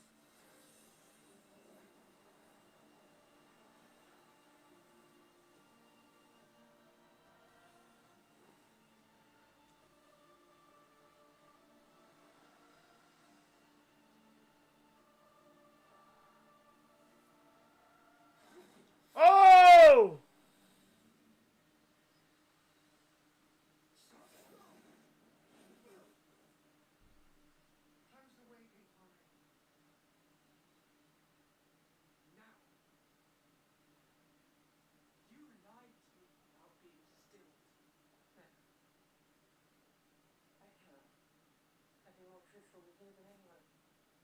three of them.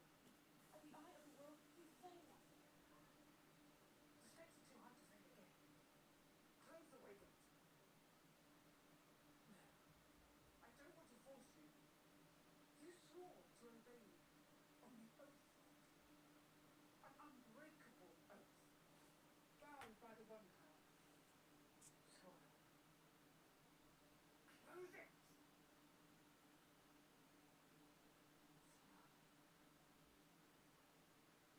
Moiraine damned you. No, if you'll ever love me, don't. I command you to close the way gate.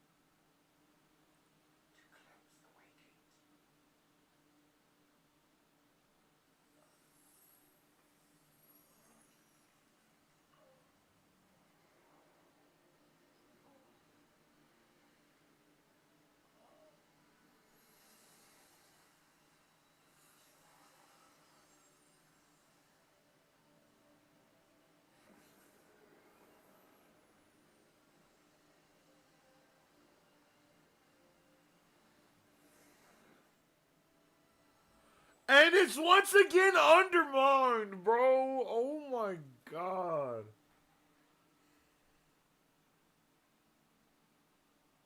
Can we not have a moment?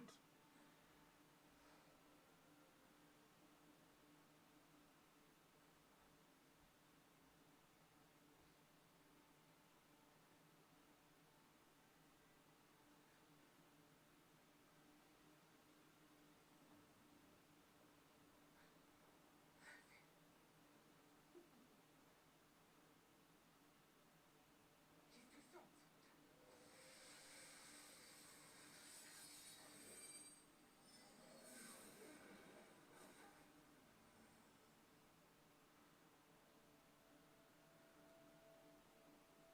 No, I told you the next time I saw you two together, I'd kill you. you're not going to touch her, not if you want my help. Every day, you grow more like me.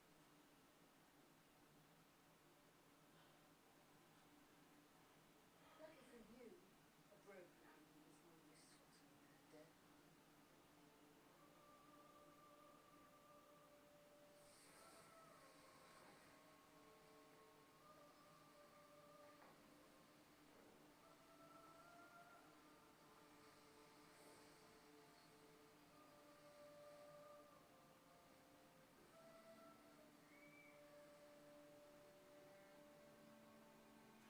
Look what you did to yourself.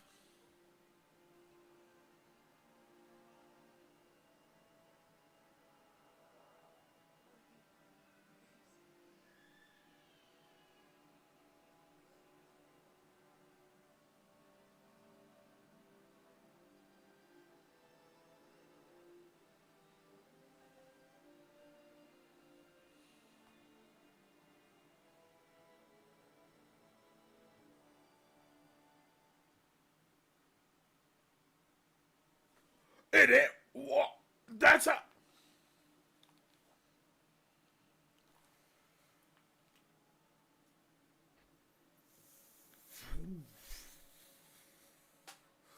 What the f.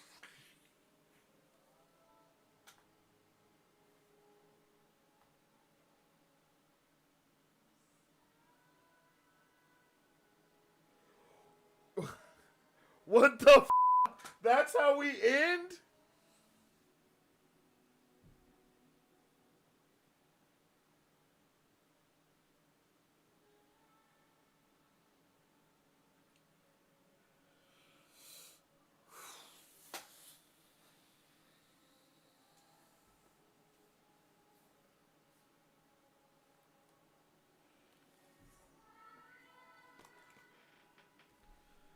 Bruh. That's how we end. That's how we end. Are you kidding me? Bro, what?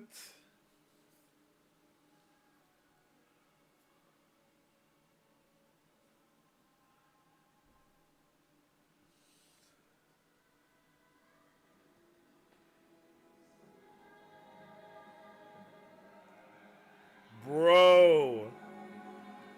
Oh no, bruh, that was insane. All of that was 100% unexpected. Like, bro. Bro.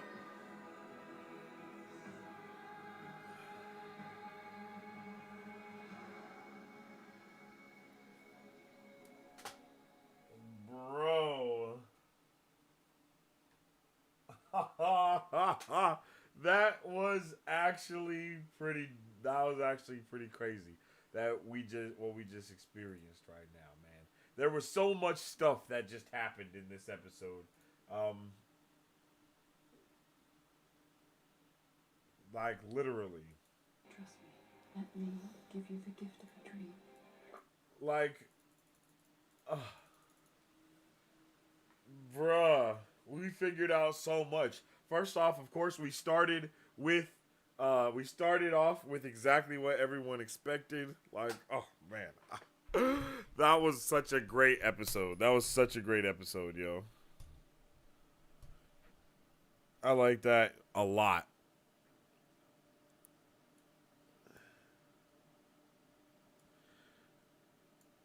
I really appreciate this episode. All right, I'm not gonna lie. I gotta use the restroom, so I'm gonna do that, and then afterwards we will get into our review of episode 7. So everyone, if you guys liked that episode, can you please drop a 1 in the chat? If you didn't like that episode, drop a 2 in the chat, and if you're really not sure how you're feeling, please drop a 3 in the chat. Let's get a temperature check going and see how we're feeling. 1 in the chat if you liked that episode, 2 in the chat if you didn't, and 3 in the chat as a little temperature check to see how we feel. So, let me know how you guys are feeling. I'm going to go to the restroom real quick, and then I'll be right back. What is up, Super Fam? How's it going, everyone? Welcome to Marvel Bros, where we discuss all things Marvel and everything pop culture. We started Marvel Bros back in 2019 because we have a love for not only Marvel movies and comics, but because we wanted to have a place where people could stay up to date with all pop culture news. Here, you will have access to all of our content, whether it be trailer reaction. You look like He-Man. Oh! And most importantly, controllable. Go! Character breakdowns. Welcome to Marvel Bros Breakdown. Welcome to Marvel Bros Breakdown, where we dive deeper into characters and theorize about the latest films. Pop culture news updates. On today's pop culture news update. And on today's pop culture news update, or movie reviews. we love to have open discussions here on the channel, so feel free to join us when we go live. Battle Cove, I like that Kang's motives are understandable in the same way Thanos' motives were. That's exactly what we're saying. That was pretty awesome. Well. Or jump in the comment section of a trailer reaction or breakdowns so we can theorize, converse, and nerd out. Follow us on social media at Marvel Bros to stay up to date with the latest news, rumors, content, and more. You can also join our Discord, where we are constantly having conversations pertaining to Marvel, DC, Star Wars, anime, and everything pop culture.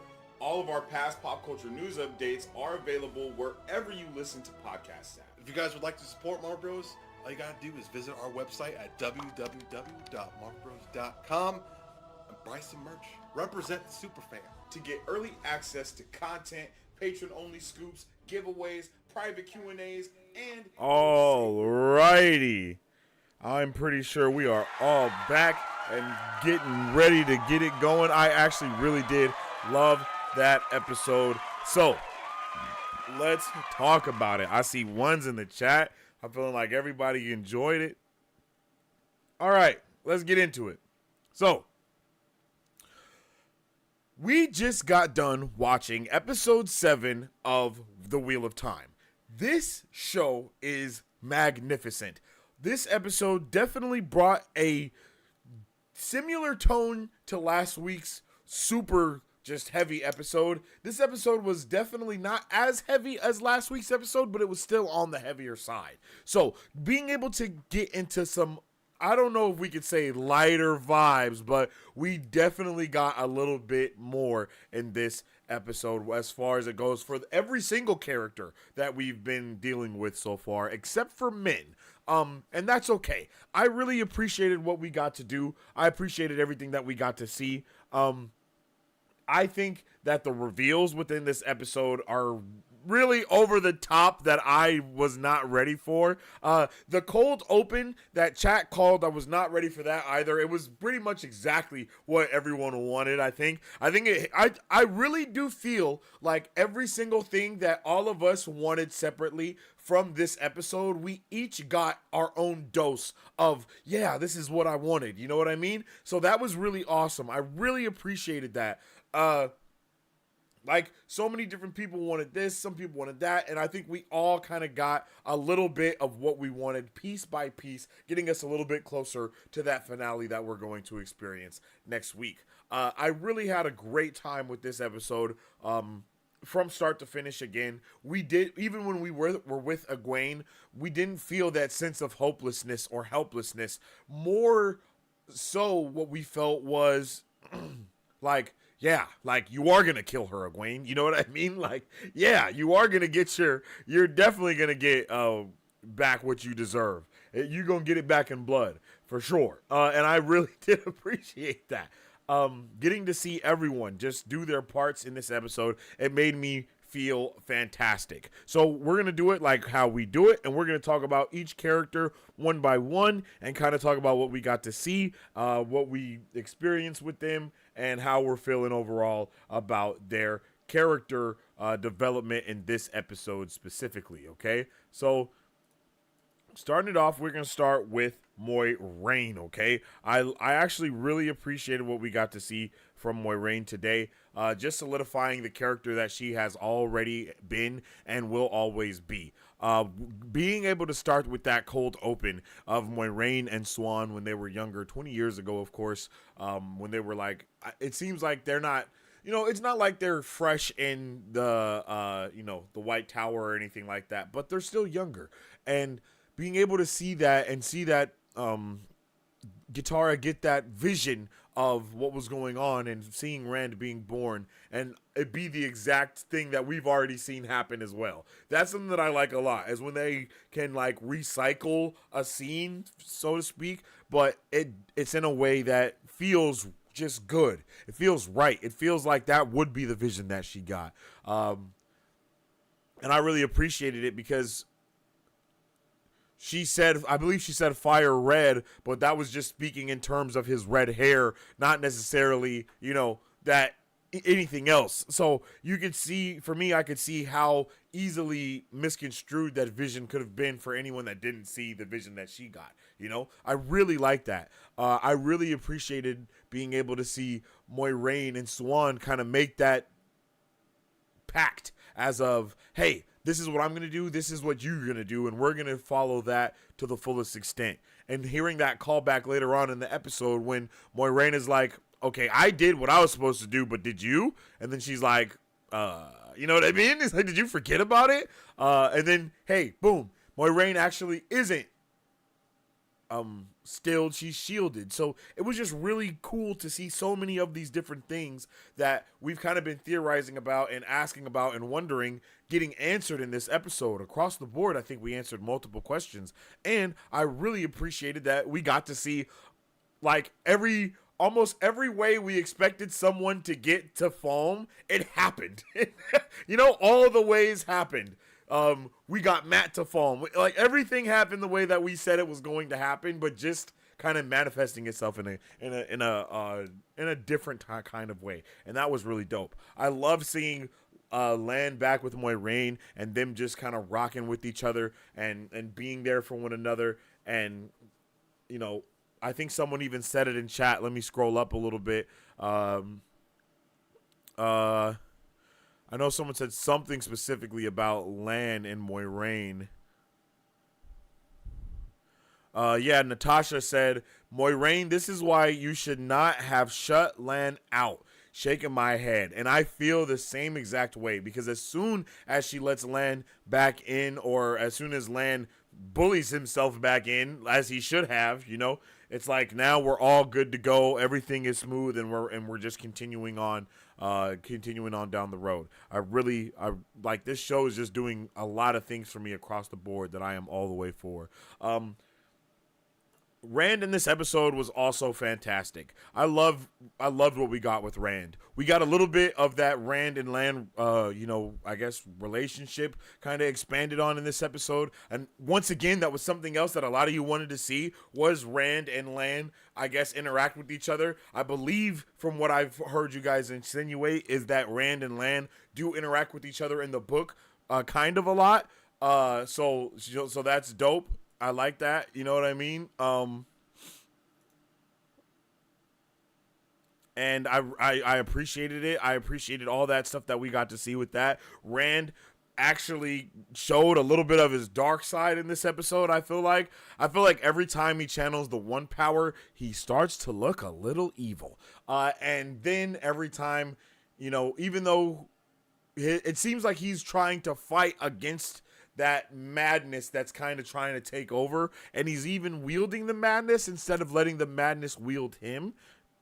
Yeah. And we've already said he's a lot like, Randikin, a lot like Anakin, and I can see a lot of that Anakin-ness when he starts to use quote unquote the dark side. You know what I mean? It's like I can see it kind of peeking out, but Rand not letting it actually take over him. I was not prepared for Rand to actually go to the lengths of, he was like about to channel at the Emerald seat. You know what I mean? Like he was about to start fighting her. Like, yo, you're not about to take me as no prisoner. He just didn't know that she was going to be so much powerful than him, even though he should have known that. But, he didn't. And I think that was funny. And yeah, I think just Rand in this episode in general, seeing him start to wield the one power more, seeing him start to channel more and more, and actually being okay with it, not being scared of it, all the way to the point of him being the one that saves Moiraine and brings her back to, being able to channel again. I don't know if that's from the books or not, but I really appreciate that. And I think, and the fact that it was Lan that figured it out makes that even better. Like I really loved that that duality of the situation, that we got to experience it. We got enough clues that it was like, oh, Lan might have figured it out, but at the same time, it's like, what the hell is really going on? And then hearing Moiraine say she got stilled, seeing how mad Swan ended up being about her being stilled, and there were so many things that were going on behind that, and it ended up not even being true. So it's like, would Swan have done all the things that she did if it wasn't for her thinking that Moiraine couldn't channel, but she could really, like, it's too late to find out now. We don't know what's going on with Swan at this point.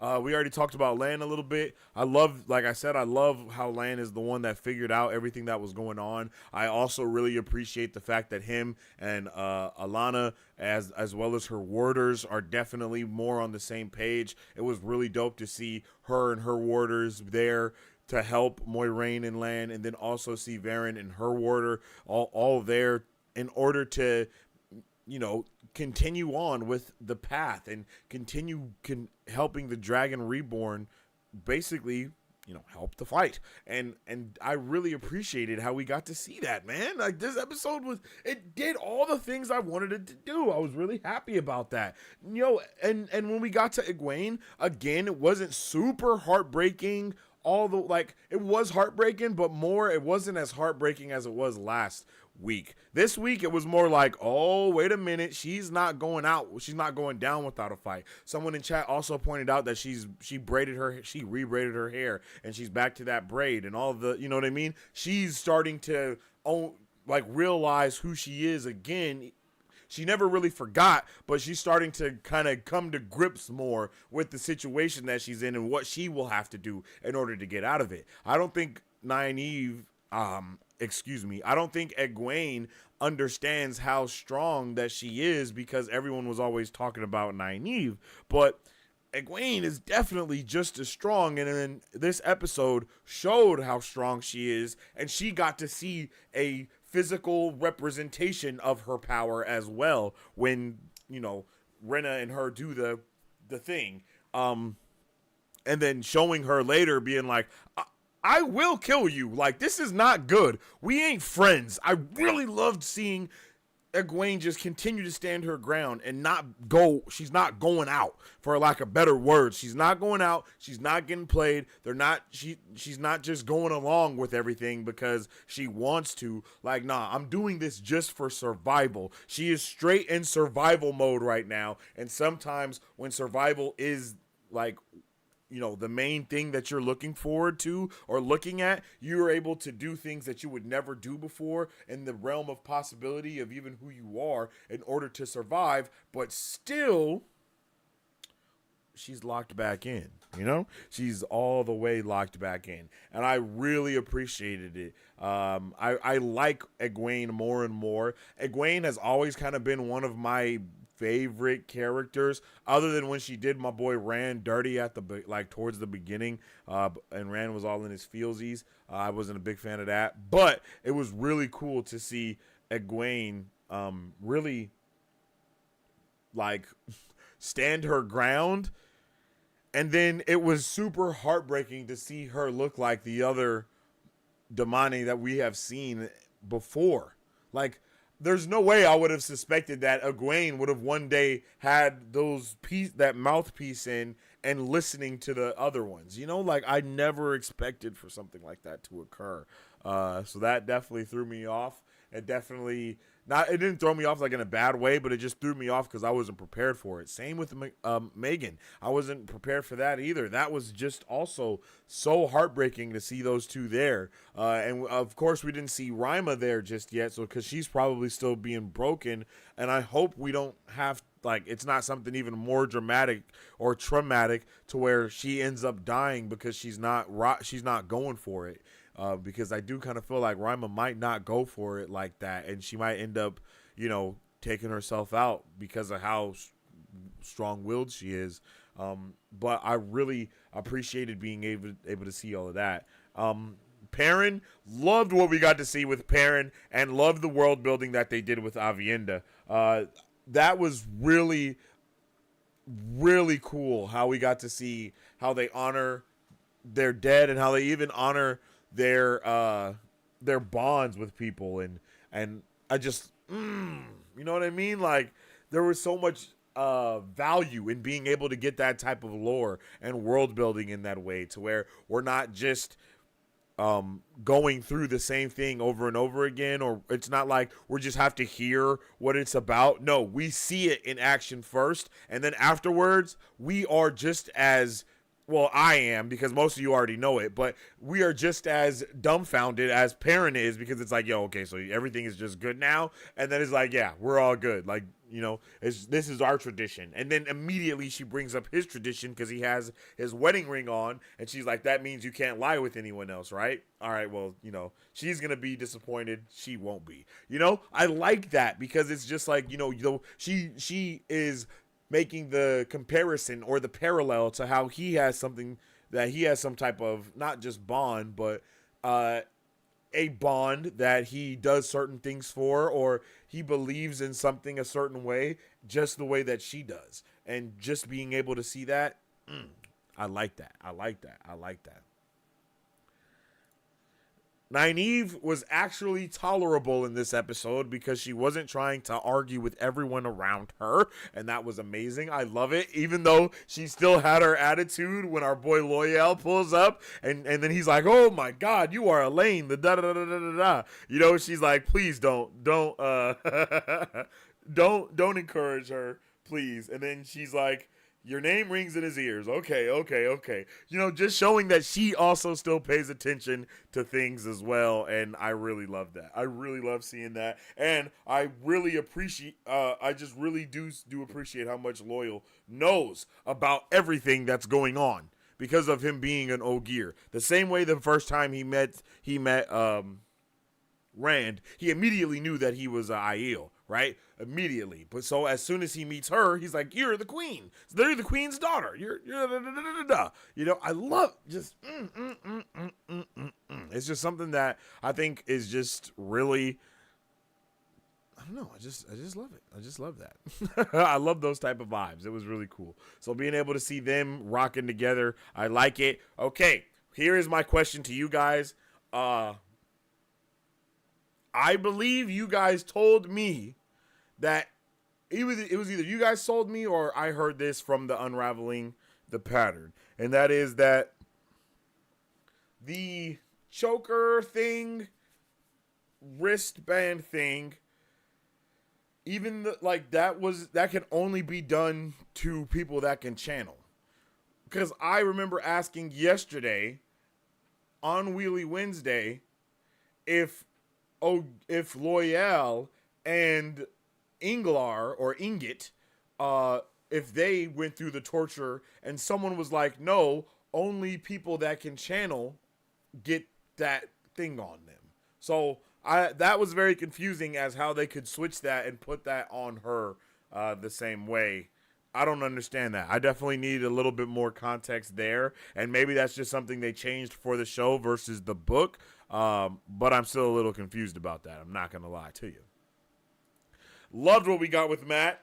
I wasn't prepared for it.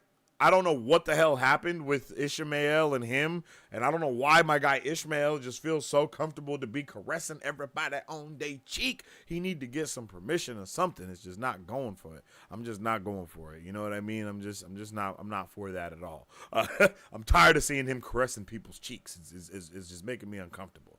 I need to know what's going on. And they always be like passing out or like sleep or like, you know, like, gee, what are we doing here? What are we doing? What are we doing? Is she? What's happening? But still, I like Matt being able to like kind of take that vision trip and be so interested in whatever it was that Ishmael is selling. I'm a little nervous about that, of course, but hey, who knows what's gonna happen next? And we know that we saw him stab Rand. We know Rand is on his way there. There's a lot of things that are about to go down. A lot of things. Yeah, because we didn't see that much from Matt, but I did love what we got to see. And we finally got to get a little bit more context with Ishii as well, saying like, hey, we don't have to keep suffering like this. I want to one day, you know, he basically said, when I die, I want to die and not be forced to have to relive another life or to do something again and again. I just want it all to be over. And it seems like Matt wants the same thing, you know? So can't wait to see how that is going to transpire and transgress. Elaine, of course, rocking. She has a very level head. More and more reminded me of Hermione because she's just ready to do it. She understands what needs to be done. She's very smart as well. She's taught as being royalty that she has to be precise and think her decisions through already, you know, so you can see that that's why she's so able to just be calm, cool, and collected kind of in those situations.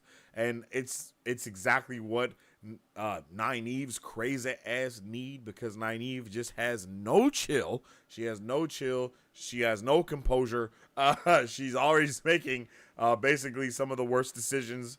And yeah, so I'm I'm happy that someone like Elaine is around to show her the way around. Very happy to see that going on. Leandrin, of course, is being Leandrin. We see Leandrin being continuing to be evil, going and telling Berthanis, the hairdo, that, you know, he needs to kill his aunt and his mama. You know, surprising me that was one of the dark friends when I thought it was the mama.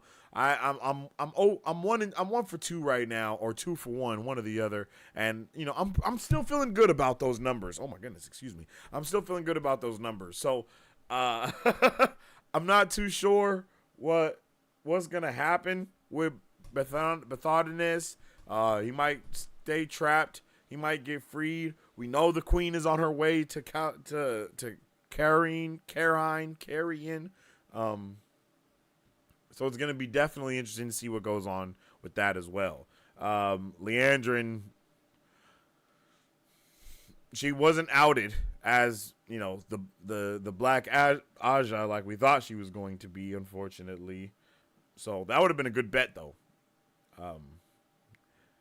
Yeah, I don't, man, crazy things going on with that.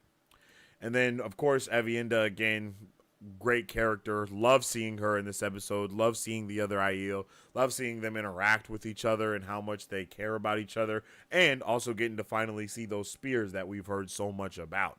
I don't know if we've got to see the spears at all, but finally getting to see the spears, knowing that she's a maiden of the spear, was really dope. And now we know that they're going to have 3 Aiel fighting with them against the Shan-Chan. And so that's going to be a really dope fight when we get to next week's episode. That fight is going to be insane. That fight is definitely going to be insane. So I can't wait for it.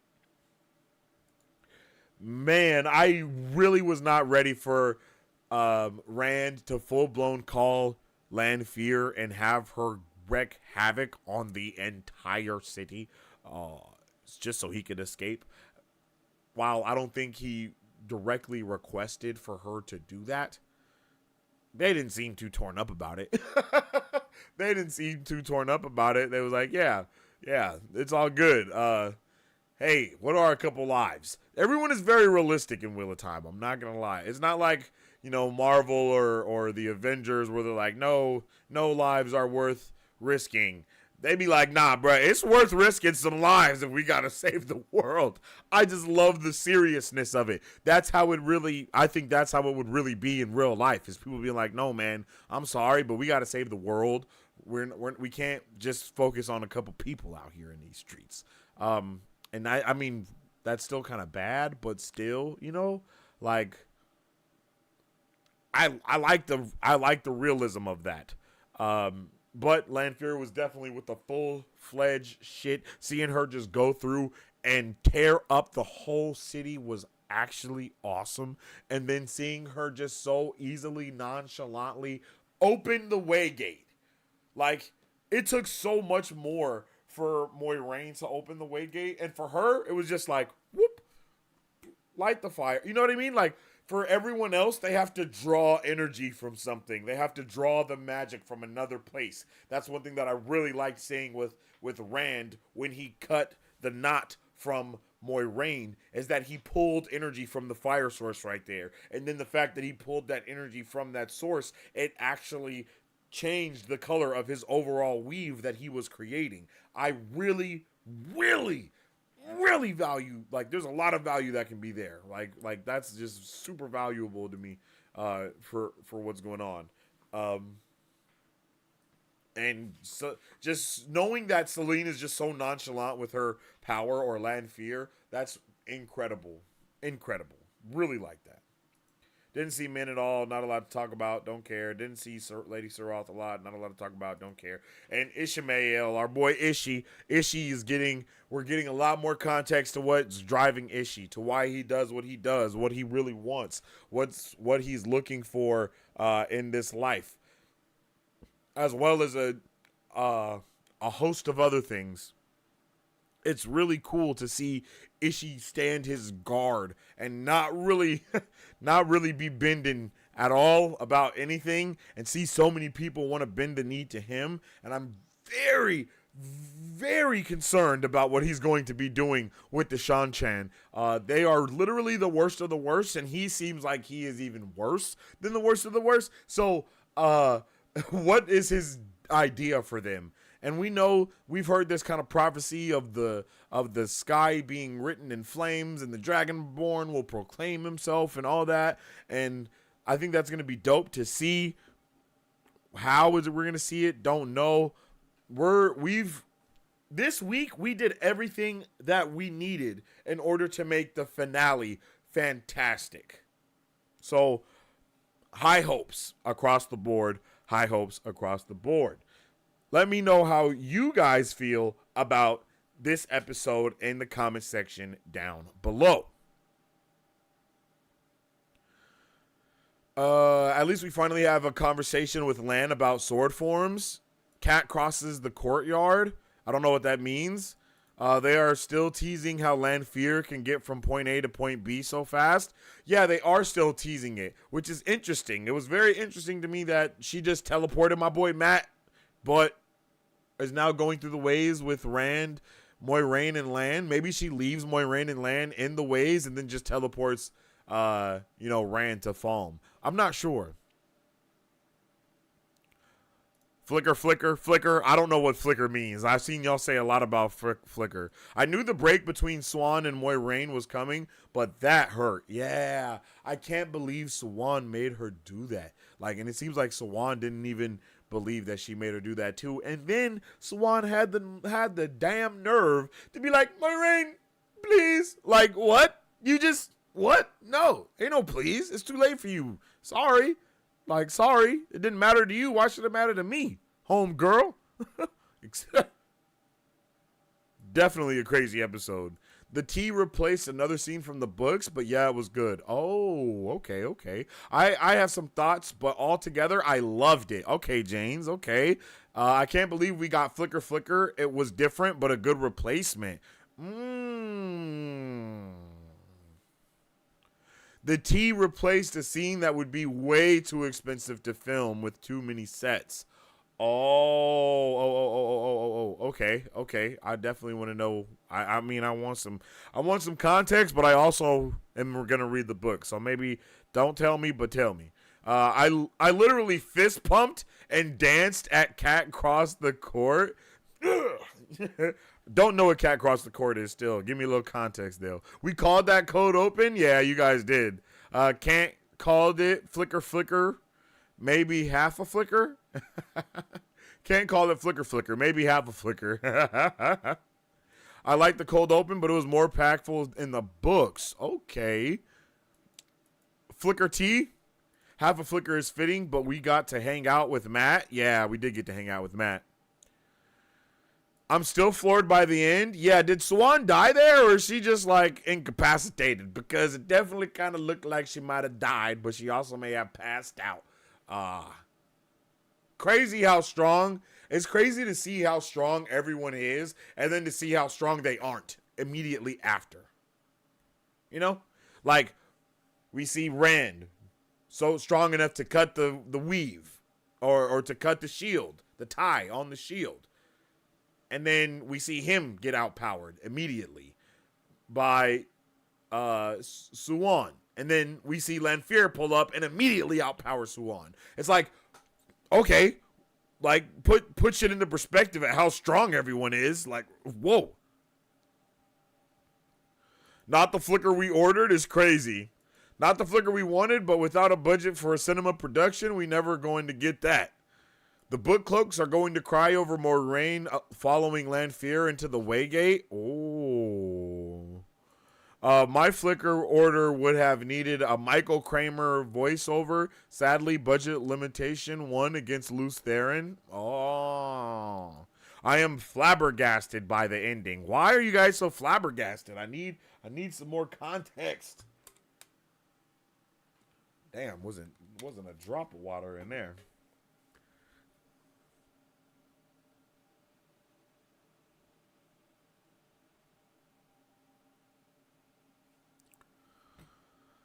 I was surprised to see how Matt got there, but now he actually is in place where he is supposed to be with similar character development, so we are good to go for the rest of the series for him.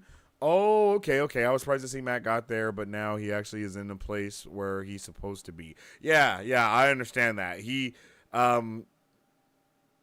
Yes, I got you. I loved Egwene's second scene in the episode. Yeah, I love that one too. I'm not going to lie. Why flabbergasted? Lanfear appears to be a part of the squad. That's why. And I don't know if y'all remember. I don't know if y'all remember, but I literally, that was my first idea, is that Lanfear would take all of them over there. And then it was Nah, there's no way we about to be with Lanfear. You know what I mean? Just saying. I'm just saying. But she's now like rocking with them.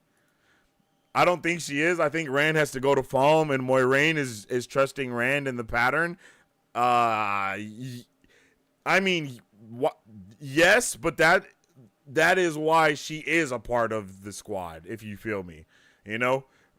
Rand has to go to Falm. Moiraine is trusting Rand and the pattern, and then Lanfear is trusting Rand, so they all rocking together. Lanfear is becoming my favorite character. If she wasn't already, yeah, I'm all the way there with you. She's well, I mean, she's a witch and she needs to burn, but I do appreciate her character a lot. She does a really good job. Her character, it just all across the board is pretty awesome. I'm not gonna lie to you, she is pretty awesome. I think they're about to figure out what being around Taviran. Moiraine mentioned this in the beginning of season 1, episode 1, really means. The show dropped the concept since then. Yeah, really did drop the concept of Taviran. I've heard you guys say Taviran. I've heard it be mentioned a couple times by Lauren as well, but no idea what's going on with Taviran. I wouldn't know anything about it if it wasn't for you guys giving me a little bit more context. She definitely was amazing. I loved Elaine Small expressions too while talking to Loyal. She was all pleased and happy that he was showing her so much respect, and she was like, "It's okay, Ogier." You know what I mean? Like, I just love that vibe. It was awesome. Yep, you got to bend and not break. Poor and very, that was tough. Bane and Chiad, what? And very ain't nobody's fool. That's what experience gets you. Is Anvari Moiraine's sister? Am I tripping? Barthanes acted according to his...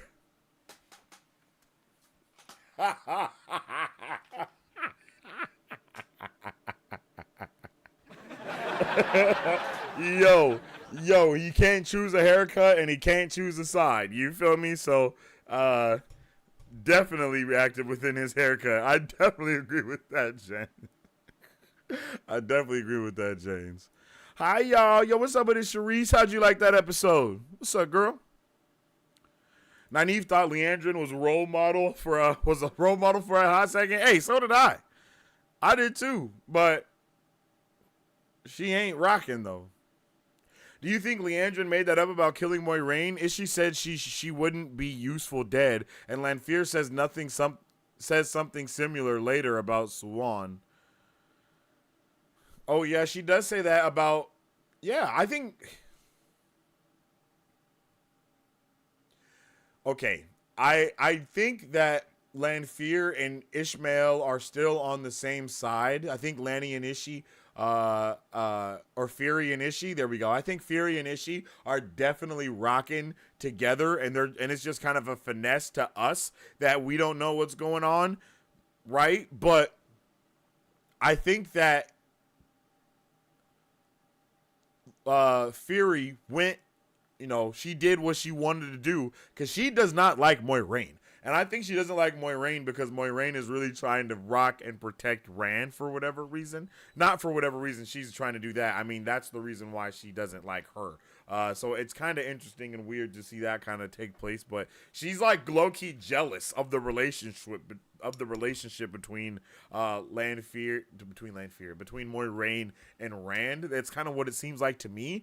But she should really be jealous of Egwene. But she's more using Egwene to channel his energy. So I don't know. I don't really know what's going on with Fury and Moiraine. Leandrin did that on her personal time. I guess she could have. I guess she definitely could just be out running her own errands. I feel like that's definitely possible. She's so petty, laughed my ass off, hating on Moiraine's portraits. That was hilarious as well. She was like, yeah, I remember when she used to look like that. Like, damn, what are you trying to say? Oh my goodness. Yeah, that was funny. Yo, Lanfear could have just teleported Rand out there before anyone was the wiser. Lanfear did it that way just for funsies. Isn't that wild? That's exactly what I was thinking about. It's like, Lanfear literally just did that because she could. Like, yeah. She teleported Matt like this. He had no idea what happened. He woke up on the floor halfway across the freaking country. And she's just like, all right, let's see what happens if I just roll with them for a little while. Like, you know? Definitely theatrical. It felt like a toddler trying to open a door while barely being able to stand on 2 feet, and Lanfear just swinging it open with one hand. Exactly! Like, literally. She had to do everything she could to open that door. And then Lanfear just snap of the fingers and it's open. The power scaling in this episode was great. Gives show watchers a real idea of how powerful the Chosen are. The Chosen? Who are the Chosen? I mean, Forsaken? You out here calling the Forsaken the Chosen? All right, Charisse, we definitely got to watch you. It's interesting what Ishmael truly wants is to die, and he's the only one the Dark One seems to trust over all others. Yeah. Like, why? What does that mean? Is him wanting? I guess him wanting to die is directly connected to the breaking of the wheel, and the breaking of the wheel may be directly connected to the Dark One being released, or something about them. You know. Agreed. The power scaling was well thought out this episode. Facts. Moiraine literally said, I trust you. Ooh, only dark friends call them the Chosen. What? Charisse, are you a dark friend? Oh shit. We gotta watch Charisse for sure. IDK, what you mean, Rose? She is of the block. Aja! Maybe Lanfear took the concept from Ishii and just winged it there because she didn't want to mess up her chances with Rand.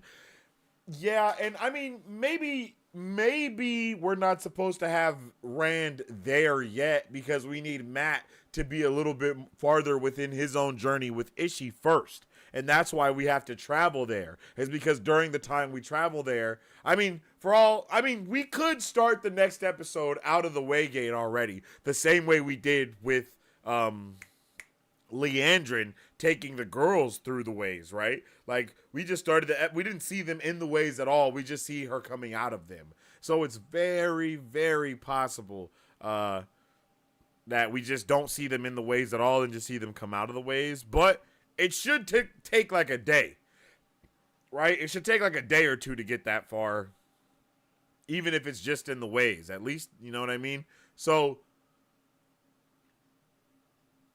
yeah. I think it's possible we just start the next episode and we're already there. We're just opening the ways and we're coming out of the ways. Or we might have to go through the ways, you know? Who knows? Can we talk about Elaine and Nynaeve capturing a Suldam? How do you think this will turn out? That's a really good question. And honestly, I thought they were going to try and do something completely different. I thought they was going to try and act like they were like Suldam and Damani, Elaine and Nynaeve. But instead, they put the collar on a Suldam, and I thought that the collar couldn't be put on anyone except a female channeler. So that definitely confused me quite a bit, and I have no idea where that's gonna go or how that works. But it does seem that they could get any answers that they need out of her if that works the right way. But it might have some kind of, kickback system to where it doesn't work the right way. But I don't know. They're going to definitely get the information they need from her one way or another. But yeah, I really can't figure out what would occur from that. Also, it's good to finally see Lanfear in white. It's how I always pictured her. Yeah, I really did I like that suit that she had on when she was coming through, smacking everything in the city. That was awesome. She looked badass, and she looked like she was ready to handle something. You know, like, I really, really like that a lot. So I can't wait. I can't wait to see more of her. And I wonder if she's gonna do like another outfit change, because it seems like she can just do it at whim, right? Like I feel like she could just twirl and just be in a different suit, a different outfit. So who knows what's gonna happen with that? Lanfear in white is iconic. Oh, okay, nice. Iconic. Why is it iconic? I definitely want to know why.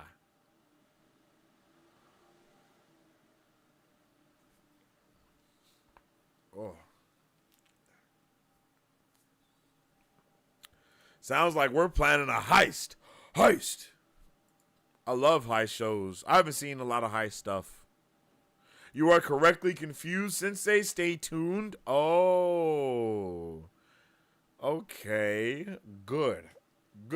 I am happy that I am rightly confused. Lanfear almost always wears white in the books. And I think this is the first time we've actually got to see Lanfear as Lanfear and not like still trying to low-key be Celine. So, you know what I mean? Like, in real life, that is. Like, we've seen her in the dream realm quite a bit. But other than with Leandrin when she murdered his son, I don't think we've seen her, like, be herself in person. So, I think it'll be dope. I think if, like, she wears white more, it would make sense. She's the daughter of the night, dressed white like the moon. Ooh! That's fire. Is that straight out the book? Because that sounds amazing. Lanfear wore white on the day she was to F things up. Exactly. That's exactly what she was doing right there. The day to F things up was her day.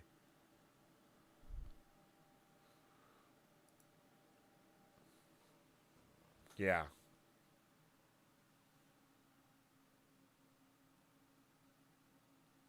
Super amazing episode.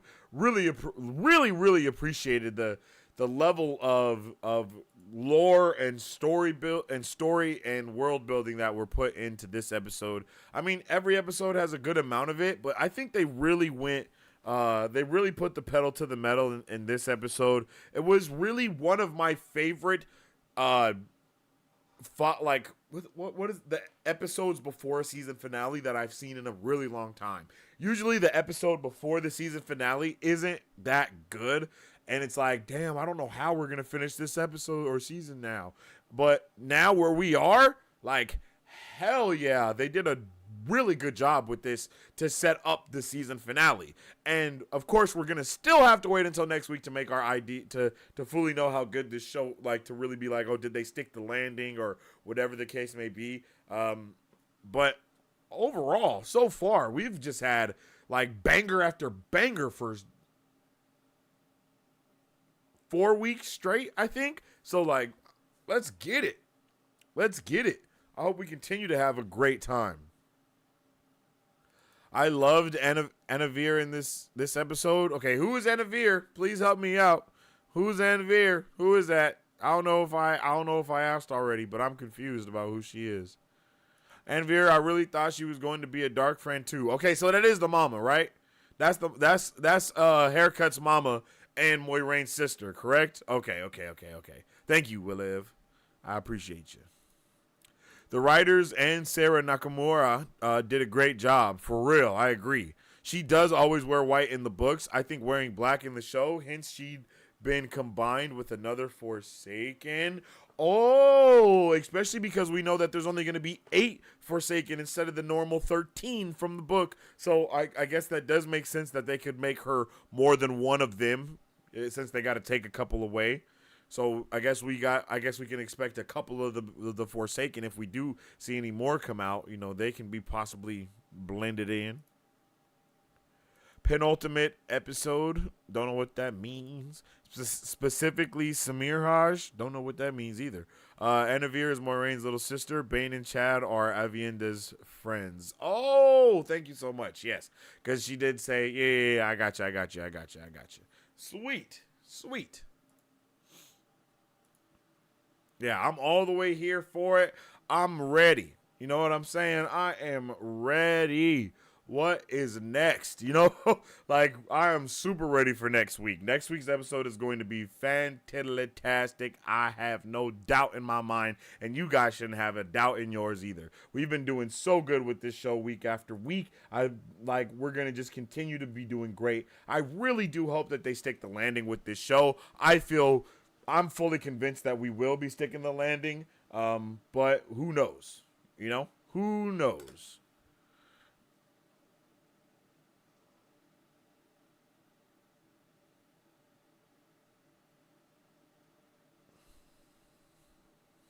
Who knows what's going to happen next? I'm ready to see more of Rand. Yeah, I really hope next episode we get to spend a lot of time with him being badass. You know? I think we could definitely get in there.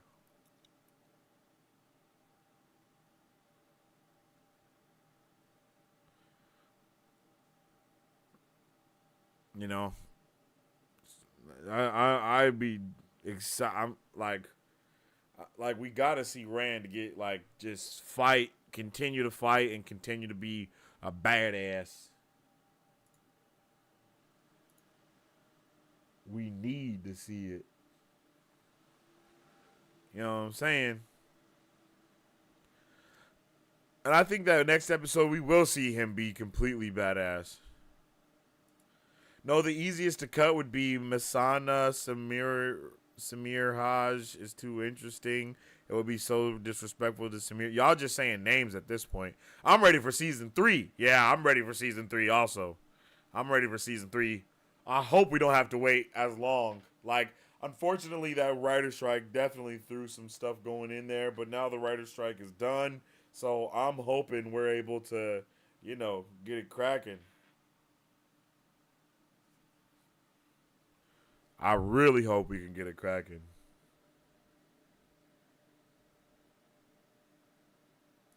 It will absolutely be brutal when we get other Forsaken. Y'all just saying stuff. I'm ready to see Red in season 3. Season 3 is almost done filming. Alana's actress posted that on IG. Oh, okay. Oh, bro, I hope we don't have to wait hella long. If we don't have to wait 2 years for the next season, oh, man, I will just melt. I foretell great things in season 3. It's important to get you learning names early, Sensei. Yeah, I feel that. Y'all definitely teasing right now with these names. I'm ready. I'm ready to go all in. You know what I'm saying?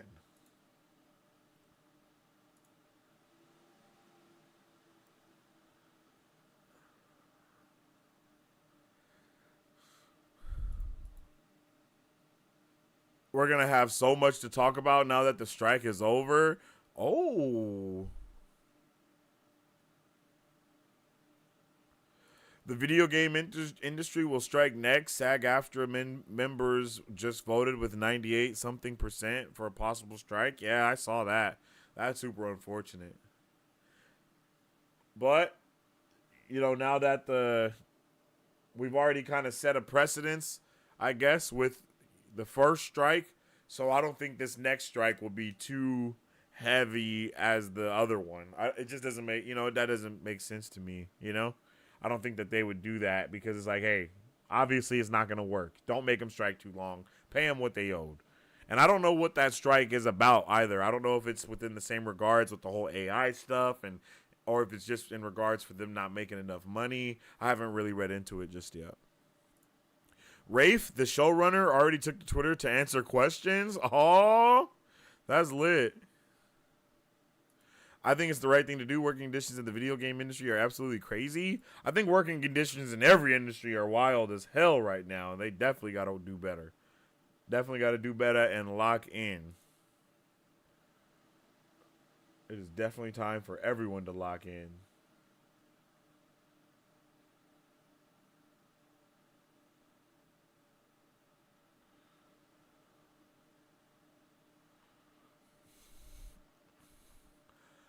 Yeah, I am pumped. This show, like, I'm ready for the season finale. I'm ready for season 3. I'm ready for everything. I'm ready to read the books. Like, let's get it. Like, come on.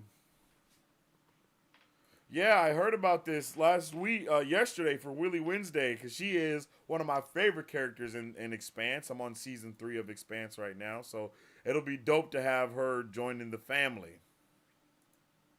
I'm happy Moraine's shield is gone, like, finally. Yeah, because they definitely were leading us on as if she was full-blown stilled. Like, they were just leading us on to believe that. Like, they were really going to just change it up. But I'm happy that they did not. I am happy that they did not change it up all the way, you know? Like, I think the fact that like I said, we have now set the chessboard for next week's finale. And think about it. They didn't even have the money and the budget like that for well, not the money and the budget. They didn't have the locations and weren't able to return to a lot of the places for last year's or for last season's finale. So that's why the finale kind of felt a little weird, and why a lot of stuff felt weird with what was going on at the end there, because they weren't able to return to a lot of scenes and locations, and stuff was stopping them from COVID. And now they didn't have any of those things going on with this season. So, yeah. I'm pumped. Unfortunately, now Swan thinks Moiraine was lying and thus possibly Black Aja. But nah, I think she told her, like, nah, I wasn't lying. Like, well, maybe she didn't.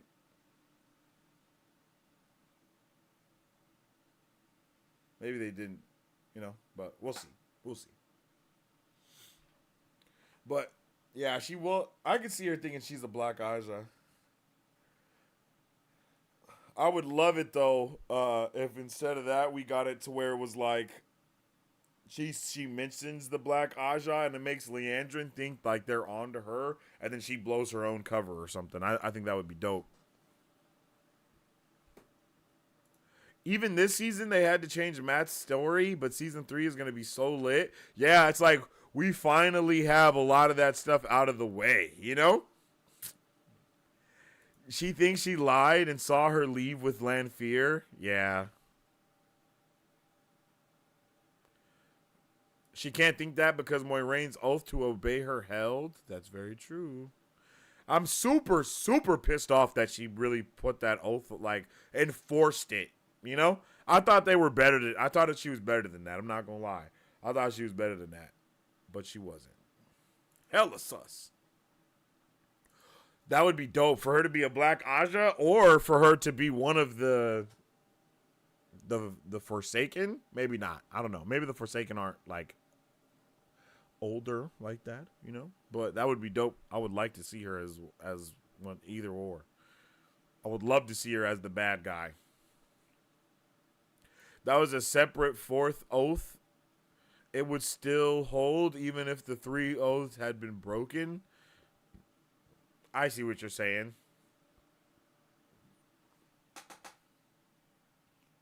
I see what you're saying.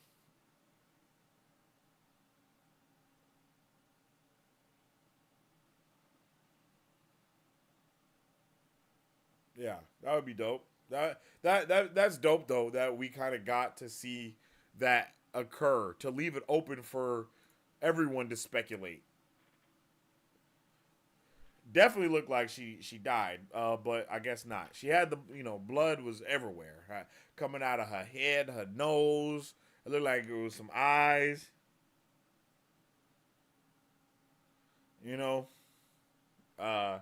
So we could.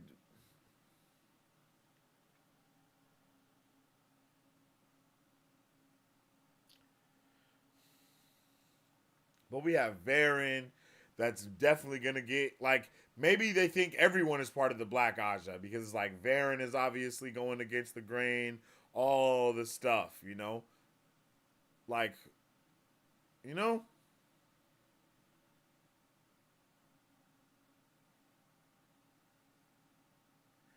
Varen, Alana,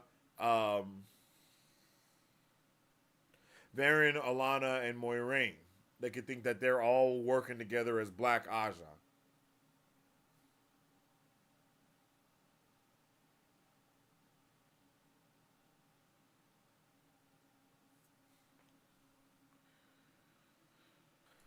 She's been cast as Elida. Don't know who that is. I know just wanted Sensei to speculate. No spoilers here. Just speculation. Everything is possible in the show. Facts.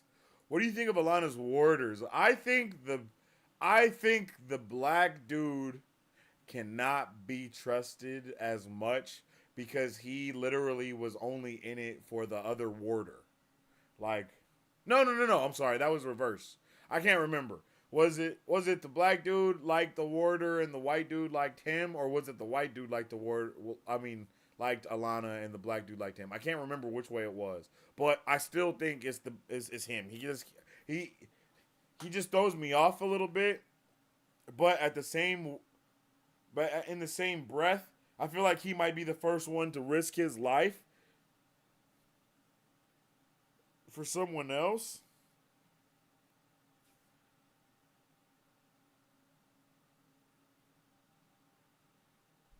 And the fact that they were so intimate about splitting up, that also threw me off. Not gonna lie to you. It was like, no, we need to break up for show. We need to go away. So we just never saw him again. Like, I don't know. That just threw that. I didn't like that. At one point, I thought he was going to come out of nowhere and just murder somebody. Yeah, he just disappeared. I wasn't a fan of that. We never saw him again. He was supposed to be following Varen's warder, who looks like he could be a witcher. He looks like he could definitely be a witcher. Yeah, I don't know. I mean, that threw me off. Varen is sus?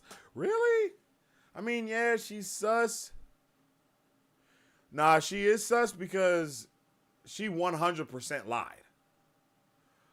There was no finesse in what she said. At least from what I can remember. She straight up was like, nope, she called you to help her out. You know?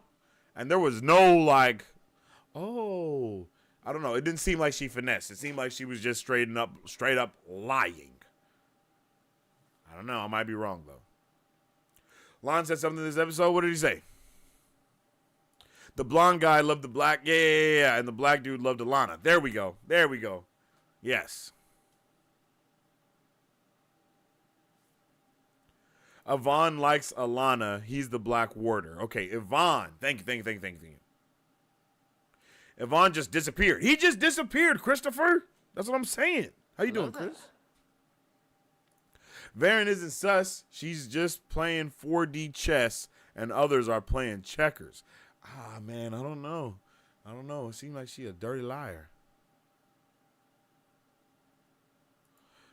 Did she lie? There's always wiggle room. I thought she said that the Amerlin seat called her and wanted her to help.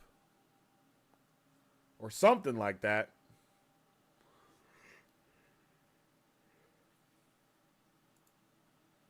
Maybe I'm tripping.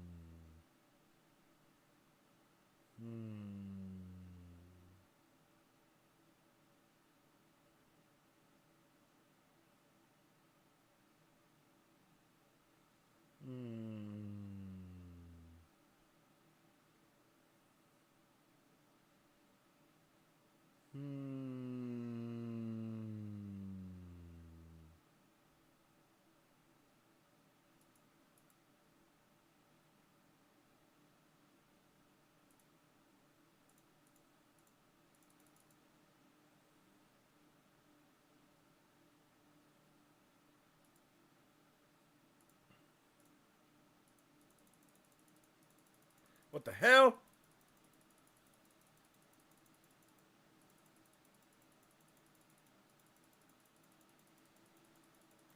Bro, where's it at? Come on.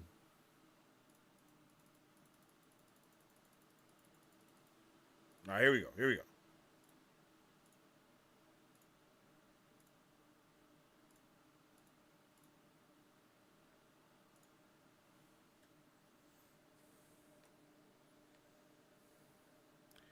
City's burning. Okay, she comes in and she's like, the Amerlin requires your strength to protect Kyrian.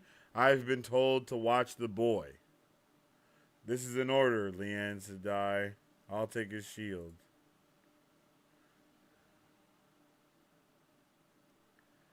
Like, I don't know, yo. I don't know. I don't know. I feel like, I don't know. To me, that's a blatant lie. That is a blatant lie.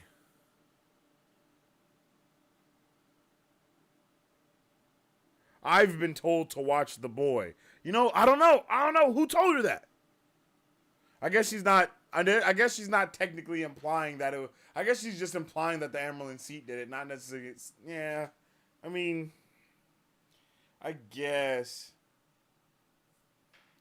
the Amerlin requires your strength, not you've been summoned. Yeah. No, yeah, she's definitely on some 4D chess. I've been told to watch the boy. And then she says this is an order. I'll take his shield. Yeah, no. Yeah, she definitely yeah. Yeah, she's definitely on some 4D chess. I'll give it to you. She's definitely playing 4D chess. Varen didn't lie. She said something, and Leanna heard what she wanted to hear. Yeah, exact verbiage matters. I understand. She said the Amerlin will need you. Yeah, that's true. She definitely said she's gonna need your help, not like she needs your help. Varen said the Amerlin needed her help, not that she asked for it. Yeah, and then the Moiraine is immediately like, "Good job with your words, sister." Like, so, and of course, if Moiraine is giving a compliment to anybody, we shouldn't trust them. The suspect part is who ordered her to watch the boy.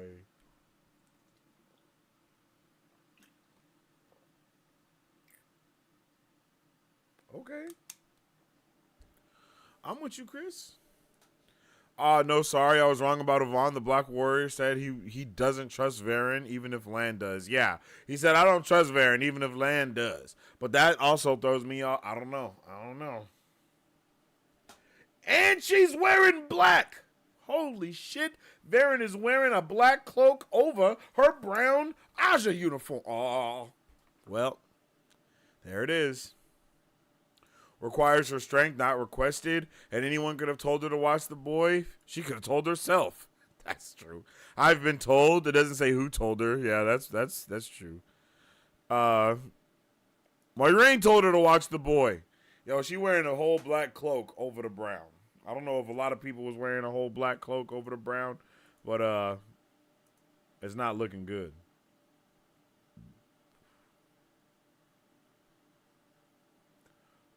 Or is it hella dark brown? They be finessing you with these colors. No, I think that's black.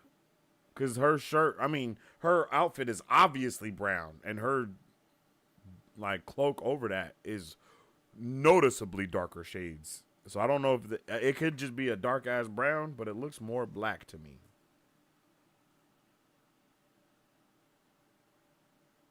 Maybe it is a dark-ass brown. Or like a dark olive.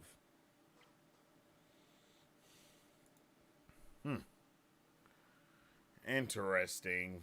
Varen is older than she looks. She's had those oaths for a while and knows how to play with her oaths. That's true. That's true.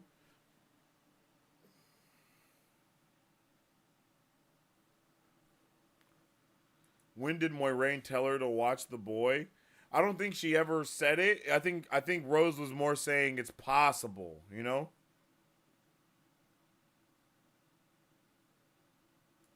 Varen visibly has graying white hair, so you know she's old as an Aes Sedai. Oh. Oh, damn. That's a good point. Browns are librarians. hardly the type to go to the shadow. I don't know. Everybody be going for the knowledge. You know what I mean? Everybody is all about the knowledge.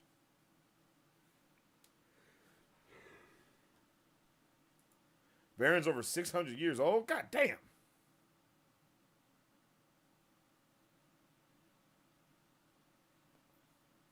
Holy crap. Varen also is one of the Browns who that wants to study male channelers, the other being Yasuka. Damn.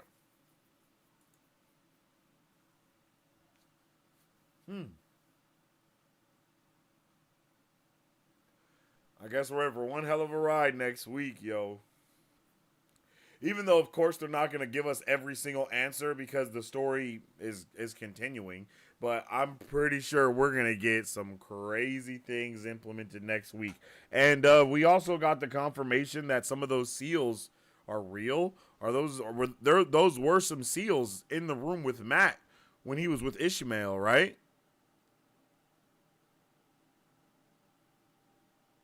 Right? Like,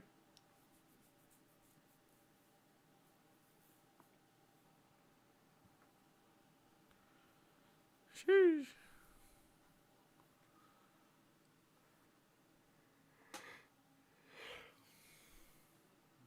It'll be interesting to see what's going on.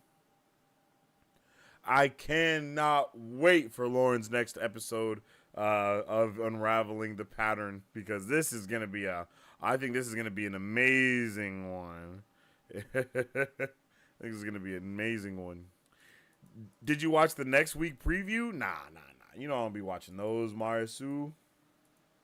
You know I'll be all up in the. You know I like to stay in the dark for every episode in between.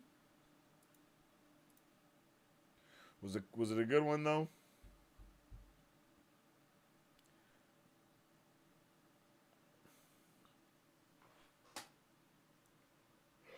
Was it awesome?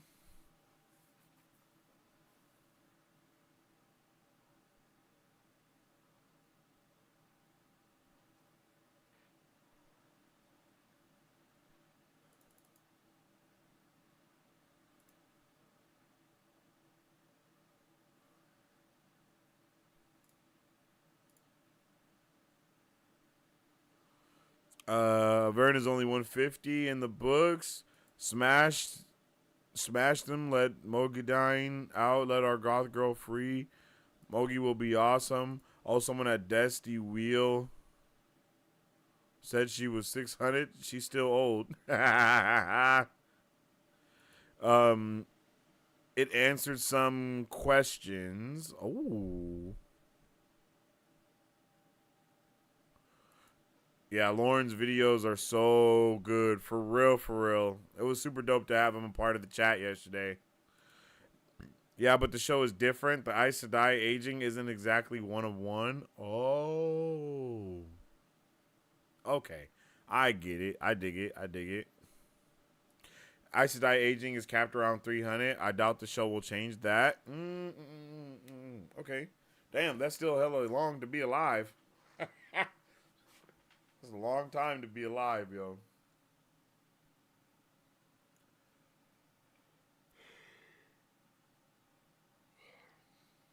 I wonder how old Megan was, or is. Super sad to see Megan just standing there like a Damani, just standing there, pristine posture, just like oh my God. Like, I hope they all freaking die. Like, I need all of the Shan-Chan to be dead. Like, if we end this season and our girl Egwene is still trapped, I will literally have heart palpitations and y'all will have to call 911 next week when I am here. Or whatever 911 is for you.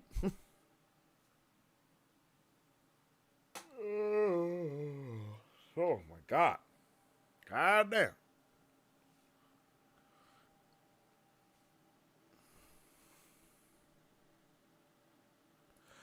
Katsuane is 295.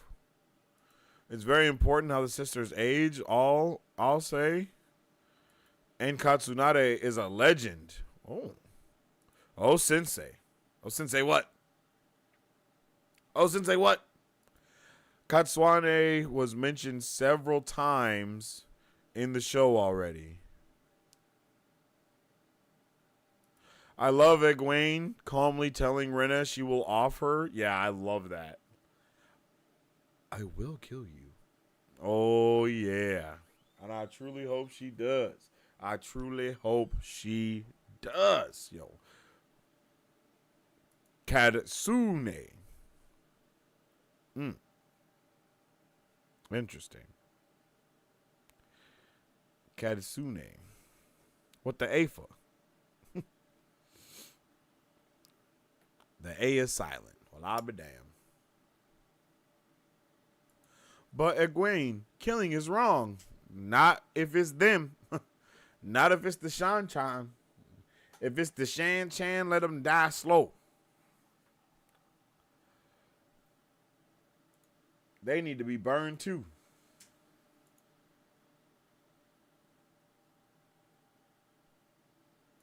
Is it really if it's Shan Chan? Exactly. If it's Shan Chan, they can die slow.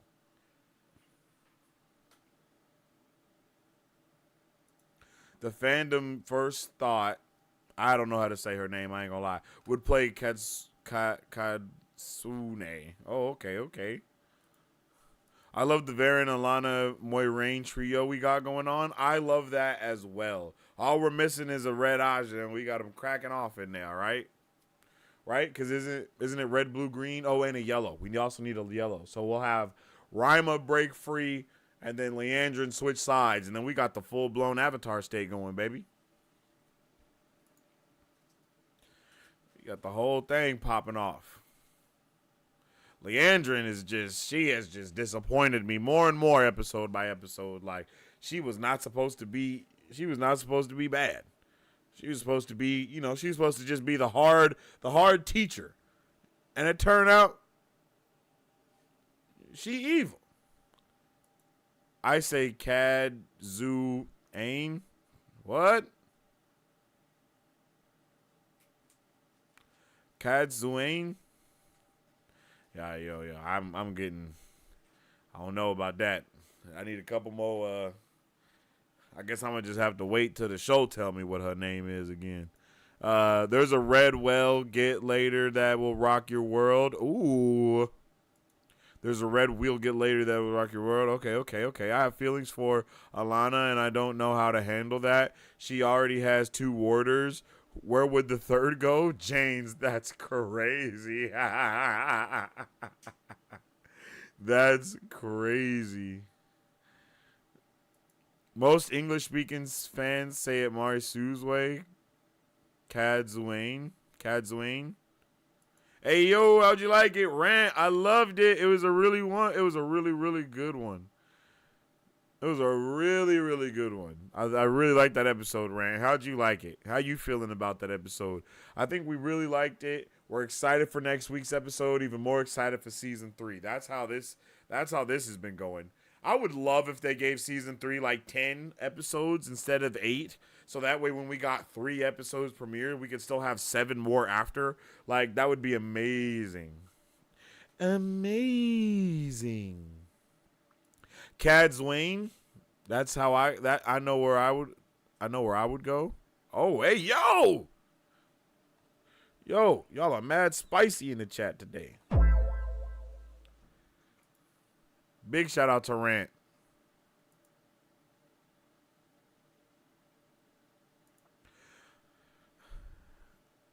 I don't use a Z sound, but a S sound. But yeah, Marisu is right on the money. So Katsune.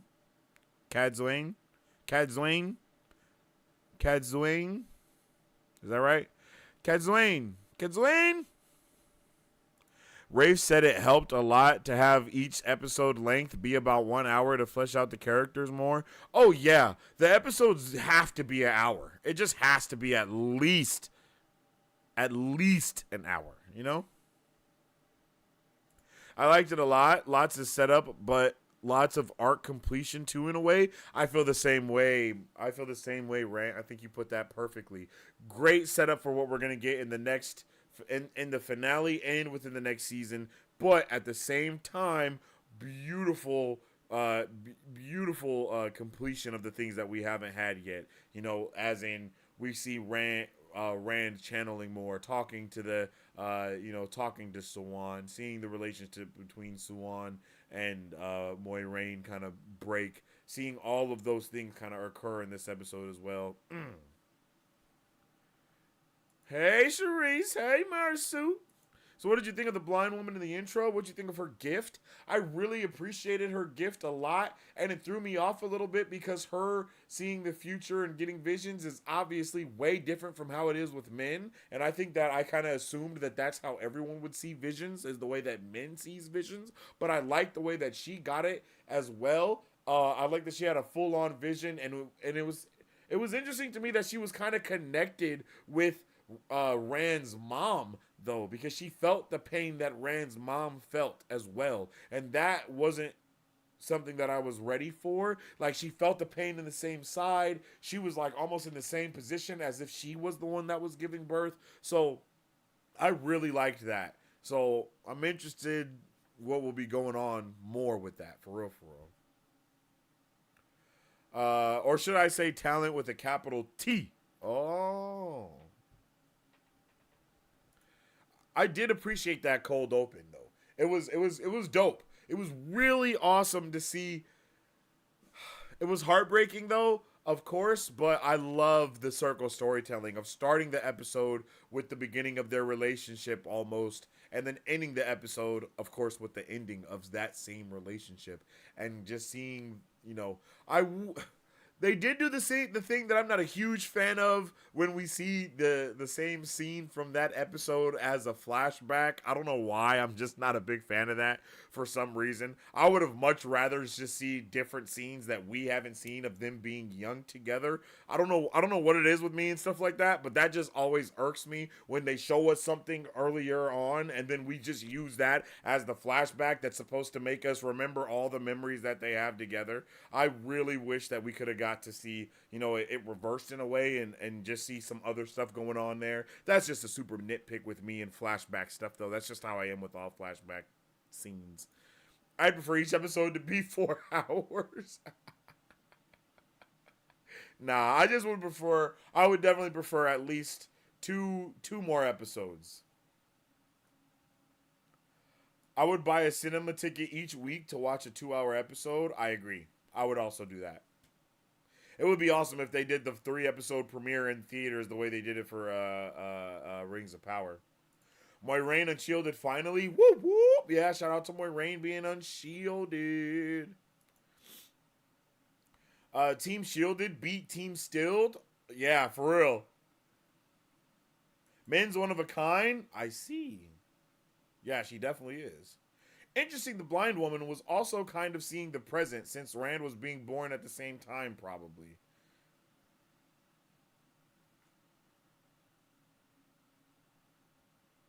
Well, I'll be damned. Oh, shit. Yo, Rand, you just freaked my mind.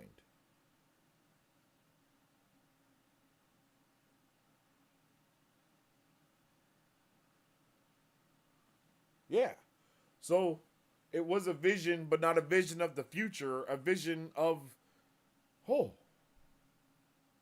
Whoa. Yeah. Yeah. Damn. The wheel weaves as Team Shielded wheels is crazy. Gonna go back later tonight and catch your full reaction. Hey, I appreciate you, Rant. Her talent was to spot main quests. Facts. Good night, all. It was fun. Hey, I appreciate you, Jeremy, for coming through and vibing out with us. Definitely appreciate you. I hope you had a good time. I'm happy you had fun. And I hope you're here for next week, Willy Wednesday, when we will be talking more about this episode as well as reacting to Unraveling the Patterns video for episode 7. I hope you have a good rest of your night. Sleep well and wake, Jeremy. Good point. May as well let the camera roll and grab 5 extra seconds to use as flashback. Like I just don't understand. Like, why are we, like, they show us a scene for the first time ever, and now that's the only, like, you didn't shoot any other footage of them being young. Like, you couldn't use nothing else. You couldn't just show us 30 seconds of them running in a freaking field or something. Like, I don't know, G. That, or even, like, see, even, you know what would have been awesome? Okay, hear me out. This would have been dope. But seeing them grow older along the years and almost like every time they saw each other again, or I don't know, seeing them young like we saw them young there, and maybe even cut into a scene of when they were sharing that time in the little pocket dimension. Like, anything. Let's do anything here.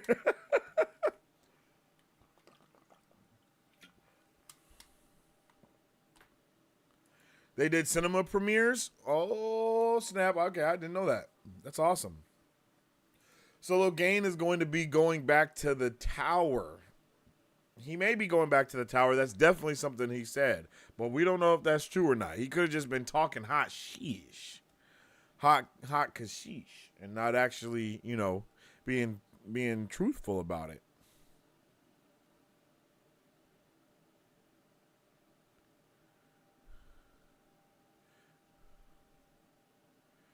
You know what I'm saying?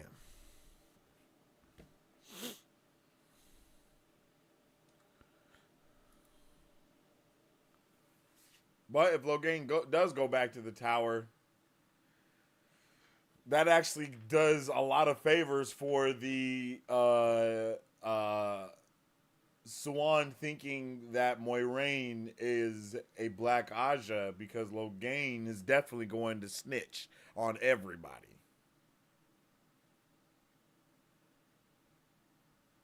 You know? I gotta go make dinner. I've been hungry the past hour. Love y'all. Peace and love. What are you about to go crunch on, Mari Sue? What you eating on?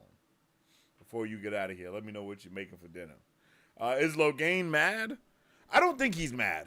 I think Logain is also playing 4D chess. I think Varen and Logain are playing 4D chess together. You know what I'm saying? You know what I mean.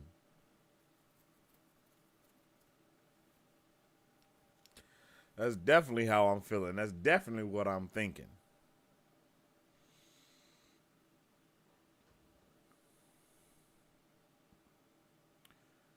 Did you get any sense that Swan was hurt by Lanfear? Kind of seemed like maybe she was paralyzed, but I could be imagining. No, you're 100% on the money for me. I thought the same thing. I was like, oh, she hurt her bad. Like, she might not get up again. That's the way that it looked to me. It was like she couldn't move. It was like she couldn't do anything. So, you know, it didn't seem, yeah, I think she's definitely all hurt up.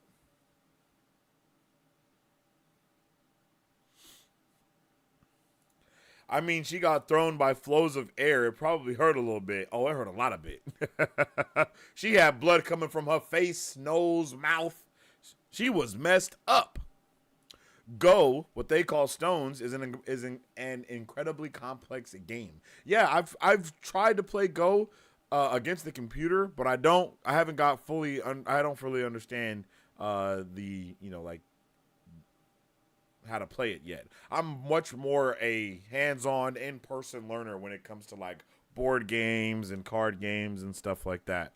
But I love me some Go.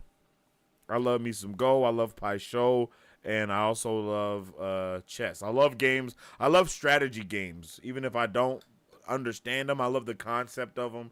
I love even just watching people play stuff like that just to kind of get an understanding. And I believe Go is the game that was played in Hunter x Hunter, if I'm not mistaken.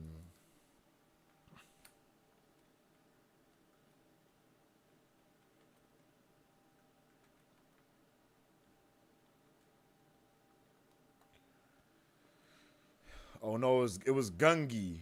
They were playing Gungi. Miriam.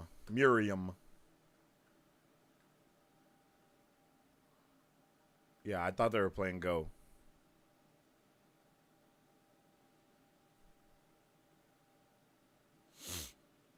How slow Swan was to draw her knives and Lanfear flicked her away like a gnat.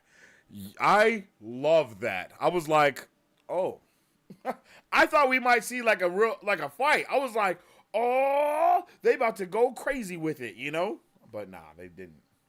I don't understand Go either. Also, you and I have similar learning styles with games. I learn by doing. Yeah, I learn by doing 100%. I gotta have like I want to feel the pieces in my hands. That's one of the reasons why it's so hard for me to kind of understand Pai Sho. That's why I want to buy a Pai Sho board, get the Pai Sho pieces, and all of that, because it's just very hard for me to understand when I'm playing against like a computer or on a computer.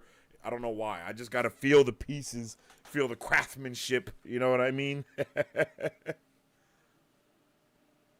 Don't they play Go and the Last Airbender? No, that's Pai Sho. They play Pai Sho. I think it's like Go mixed with something else, if I'm not mistaken, or it takes some ideas of Go, if I'm not mistaken, but it's not the same because there's Pai Sho is more chess related as well. You know what I mean? Like Pai Sho is definitely more chess related than Go is.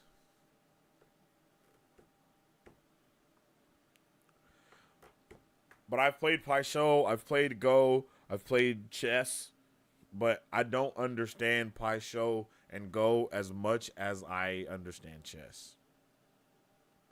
I'm very worried about Swan. I think she dead. I'm not going to lie to you. I think Swan is dead. I think Lanfear murdered her. But I might be wrong. And if she is dead, that gives Leandrin a perfect opportunity to spin her evil webs of lies and deceit.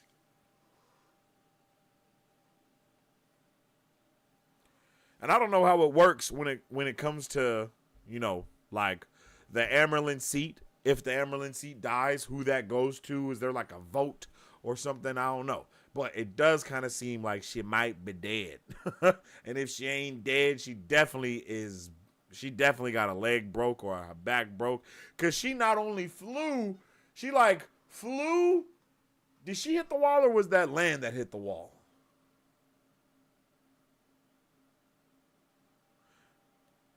Nah, I don't think she hit the wall. Because I was about to say, she like bounced off the wall and came all the way back. But no, she just got knocked like 10 feet through the air. And she hit her dumb hard. Poor Swan. I don't know about no poor Swan. I don't know about that now. I don't know about poor Swan. Because, you know, who cares? Like, she, not who cares, but come on. You know, like, look at what she just did to Moiraine. And I know we don't care about too much about Moiraine either, because Moiraine is also, everybody is evil a little bit, but come on. Nah, Swan is out of pocket for what she just did to Moiraine. Swan basically did to Moiraine what Rina did with Egwene, but just not, you know, to the same extent as Rina and Egwene, but she still forced her and perverted what beautiful the one power is that she didn't even have connection to. The first thing she got to do was immediately undermined by the love of her life, forcing her to use her water once again in the way that she wanted her to use it. That is just foul. Ain't no poor Swan. I ain't worried about Swan. She's a villain in my eyes now. Exactly. Land hit the wall. Okay. She said a broken Amerlin is more useful than a dead one. That's very true. She did say that. I rewatched the last scene. She watched Moiraine go into the gate and her arm and head was still moving. She tried to shield Randall Thor, greatest character in all of storytelling, and stick him in a cell. Boo! Yeah, for real. Nah, boo her, for real. Everybody boo Swan. No, I'm just playing. Not everyone is evil. Hopper was the goodest boy again in this episode. Yeah, that's true. Hopper was tripping off of what are their names? Bane, Bane and Cheyenne or Cheyenne, right? Bane and Cheyenne or Bade and Cheyenne or something like that. You know, he was definitely tripping off of them. It was hilarious. He was like, nah, we can't just let them go out like this.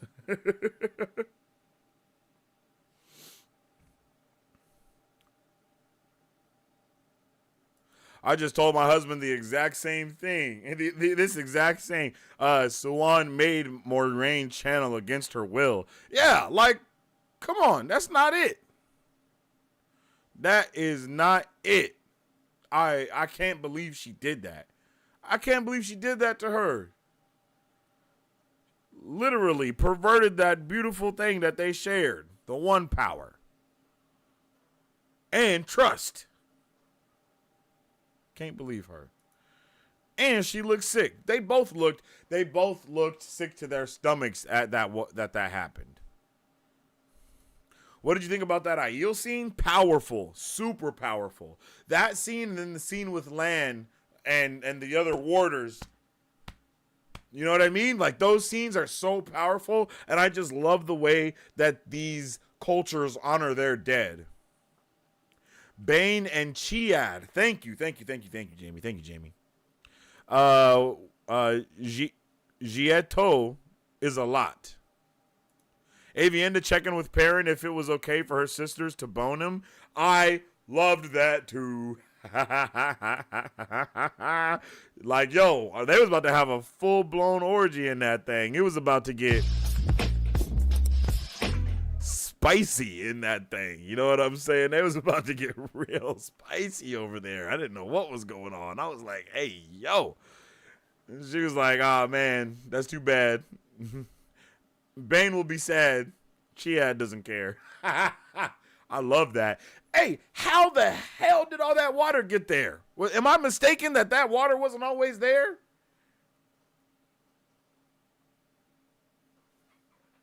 Like, am I mistaken? Because they were like, yo, where'd this water come from? And I feel like none of us have talked about that. I feel like none of us have talked about all that water. Or are they just confused? You know? Are they just confused that was there? Like, was it not there? Like, why were they like, yo, where'd this water come from? You know? Like, it seemed like they were so just surprised that was there. Or maybe I read that the wrong way, but it just seemed like they were just like, what? It's an ocean here now. Like, I don't know. The main hand talk made me so happy. Yeah, I like that. I like that as well. I like being able to get into these cultures just little by little, and not having anything explained. It was there, Falm. It was there before. Falm is a peninsula. Oh, okay. That was the ocean at Falm. I got you. They just never saw the ocean as desert people. That's right. I forgot. They're from the other side of the country as well. What the hell are they doing over there? They said that about the water because they're desert people and there's no lakes in their land. That sucks. Gieto is the Aiel honor system. It means honor and obligation. When Avienda told Perrin, she had told it was an obligation or debt. Yeah, beautiful world building there. The Aiel are from a massive desert called the Waste or the Threefold Lands. Oh. I guess that's why they call everyone wetlanders. I think I remember you guys saying that to me before, chat telling me like, yeah, the wetlanders are there because of this and that, and like, okay, I got you. I'm here.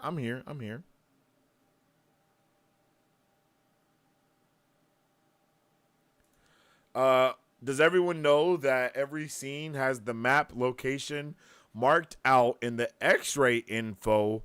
Every scene has a location and you can read about them. Yeah, we've done we look at those sometimes on the Wheelie Wednesdays. They are looking for the Karakarn, the chief of chiefs. Yeah, that's right. I remember that. Yeah, looking for the chief of chiefs. I remember that. That was said in the last episode.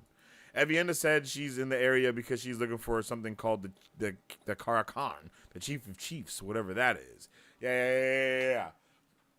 I'm wondering if all of this is going to be our boy Rand. Is everyone looking for Rand?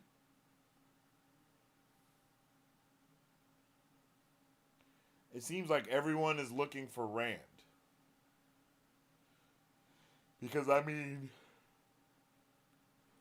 an Aiel born that is the dragon reborn. That sounds like the Chief of Chiefs. A dragon reborn Aiel sounds like the Chief of Chiefs. For sure, for sure.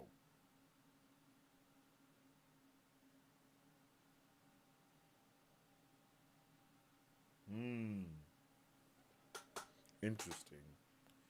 Probably means sandwich in their language? I don't think it does. Most of us are just going through life looking for the next sandwich. Are we? Is that so?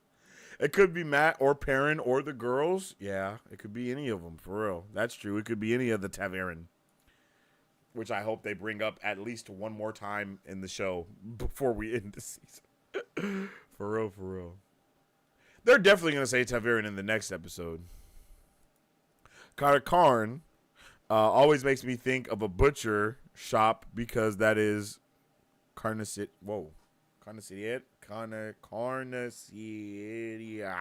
in Spanish. Just a funny thing, not relevant to the story. I got you. It's not all about Rand. Kinda.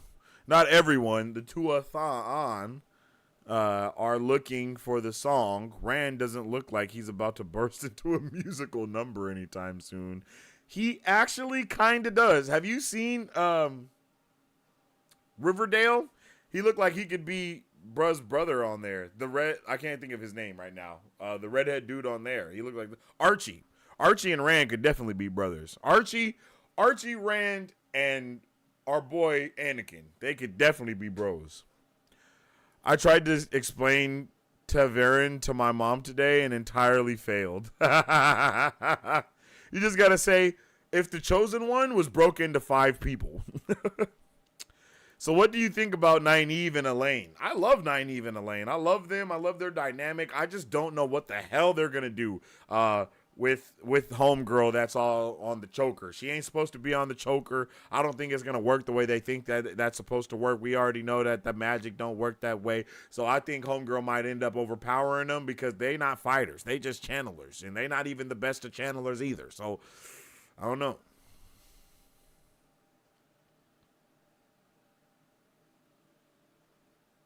I don't know. I kind of low-key hope the finale turns into a musical about Lanfear. Her drip was amazing. No, we don't want that at all. We do not want that at all.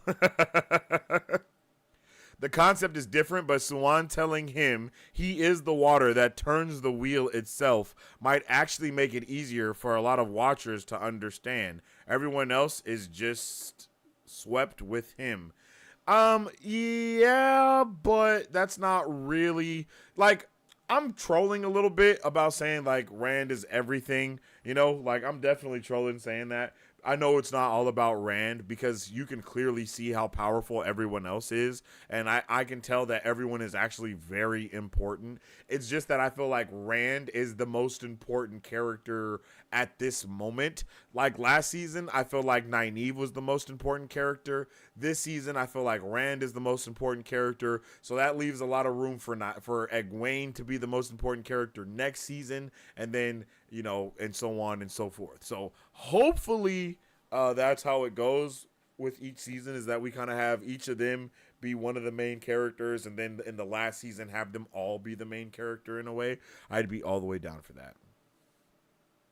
Taverin is a whole level above Chosen Ones, so it's tough to get the point across. I understand what you're saying. No, I have not. Nope. I have not watched the preview. Won't be watching the preview. Rand is quite important, yes. I'm not biased at all. We already know you're biased as hell. The first thing I thought when I saw Egwene's channeling Bong in this episode was, and Nynaeve is even stronger? Yeah, I thought the same thing. I was like, damn, could you imagine if they would have caught Nynaeve and had her do that? Everybody around would have died. Everyone, including her. She would have had to heal herself and been revived.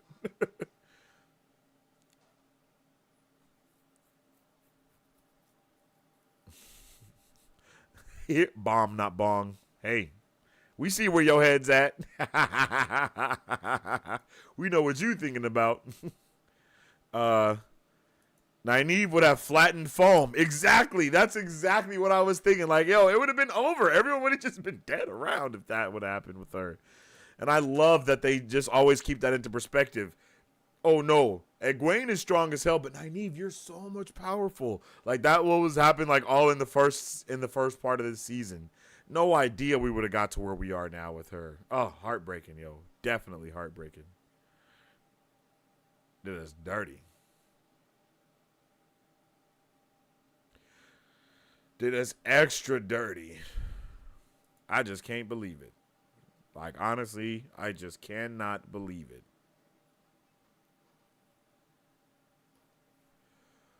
Could you imagine how angry Nynaeve would be in Egwene's situation? She would be boiling. I think she would be dead, to be completely honest. She's so powerful that I think she would have been constantly trying to murder her Suldam, and it would have ended up having her die from being tortured the most. I don't see, like, after she drank that dirty ass water, she 100% would have been tortured every single day trying to kill the Suldam.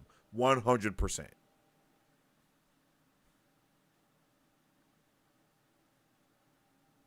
I loved her, Rena, I'm going to kill you. Yeah, I love that too. She was like, Rena, she said, yes, Egwene. All happy, crazy ass, hella crazy. Like what? Yes, Egwene, you crazy. I'm gonna kill you. Like I love that. Nynaeve is too stubborn. She's way too stubborn. Literally way too stubborn. She would have clawed her way out of the cell after one day with her bare hands. Yeah, she's just way too stubborn. Way too stubborn to just do anything. I think you are 100% right about Nynaeve being in Egwene's situation. She wouldn't survive. I don't think she would. She's way too strong-minded and all the things along that. Like, not saying that Egwene isn't, but Nynaeve is stubborn as a bull. Like, she is stubborn as hell. She's 100% gonna die at her own hand because she just can't stop it. And she's gonna kill some people too. She gonna kill her person. You know what I mean? Like, she's gonna kill her person. Like, but she gonna die too. Like, that's how Nynaeve is going out. She gonna murder. She would have murdered Rena, and also murdered herself. Nynaeve is probably stubborn enough to make herself believe punching Rena in the face would be helping Rena free herself from a crazy culture. Nynaeve would punch herself in the face to see if it would do anything to Rena. That's how crazy she is, yo. She cannot bend. She would break. Yeah, 100%. Yeah, she definitely would break. I agree. She would break either herself or or whatever, because there's no bending there. There is no bending. She's not. Nah. That's why it took one of the most evil people, one of the evil Aes Sedais and one of the nicest Aes Sedais to teach her, because she is the extreme of both. So it took Liandrin and Rima, literally the two Aes Sedais that we have met as being literally the nicest and in the form of Rima, and the evilest in the form of Liandrin. It took the two extremes to teach her, because she herself is a goddamn extreme.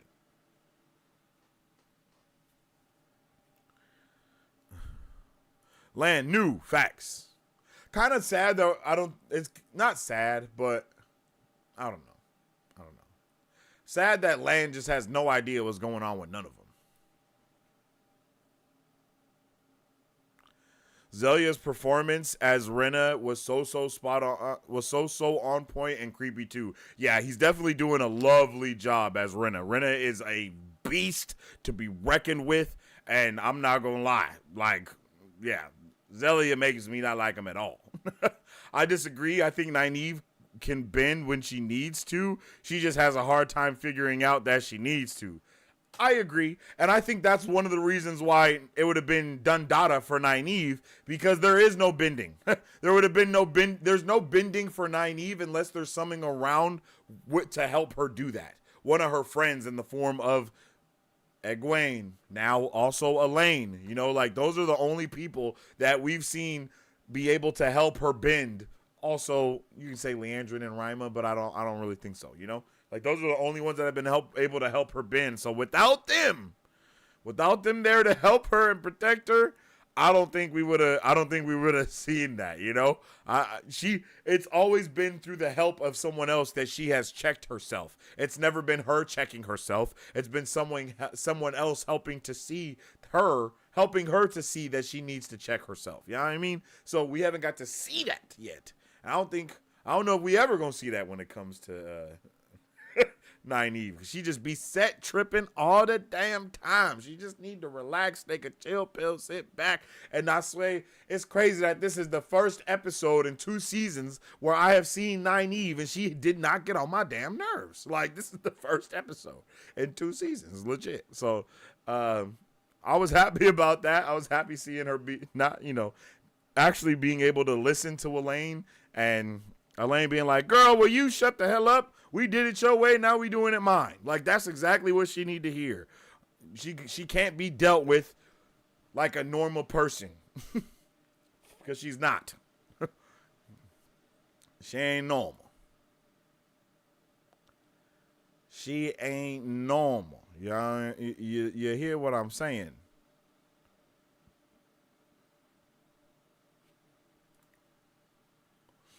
Do you hear what I'm saying?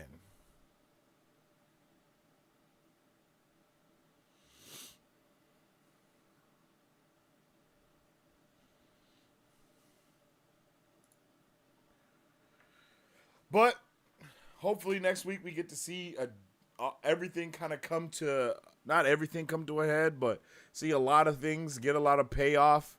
I hope we get to see Egwene be freed. I don't know if I'll be able to handle ending this season with Egwene still being trapped and then knowing that we're gonna have a time jump in between the two seasons. I know we're not gonna just pick off right off. I can not handle it. I can't deal with that. I am not emotionally prepared for that. I'm not in the mental headspace to have to deal with that either. So I just need Egwene to kind of get free from where she's at. That's kind of the only thing that I care about happening in the next week's episode. And I'm going to let y'all know right now, if that doesn't happen, I will be very angry. I am not going to hold it. You will see angry Sensei next week if she is still trapped by the end of this season. Oh yeah, you're going to see angry Sensei 100%. I love Nine's character arc in the books. I used to hate her, and she eventually became a favorite, but I'm an Egwene stand all the way. Yeah, I love me some Egwene more than I love me some Nynaeve. Nynaeve get on my nerves. I can't wait to see Egwene become more powerful and all that. I just can't wait to see it. Did y'all talk about how Matt got where he ended up? I was confused about it. Lanfear took him through Tel'aran'rhiod to get there. That's who it was that kidnapped him in the street. Well, I don't know if that was her that did that. I think it was some dude that did that part. But it was definitely her that took him to Tel'aran'rhiod. You know what I mean? Yeah. Not sure why she took him but didn't took Rand. But yeah, Lanfear is 100%, dream teleporting people around in the form of him at least. Yeah. That's how he got there. And we kind of talked about that last week. No, we talked about that on Wheelie Wednesday yesterday. The fact that Lanfear was going to be the person to get everyone to go to the places where they need to go. But I didn't think it would happen like this.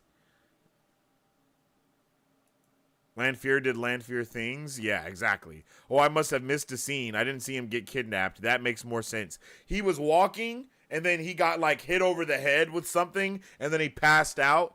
And then when he woke up, he was in the other place. So She just does. She just does every like Lanfear just be doing shit. Like that's one thing that's crazy. She's so impulsive. Lanfear is so chaotic. Laughing my ass off. Like whose side is she on? Exactly. I have no idea. Like next week she could sacrifice herself for Rand, or she could end up killing Moiraine. Like you just don't know what's gonna happen with Lanfear, and I think that's awesome about her character. You have no idea what the next thing is going to be for her, where she goes from here or anything. You just don't know what's going to happen next because she's just crazy.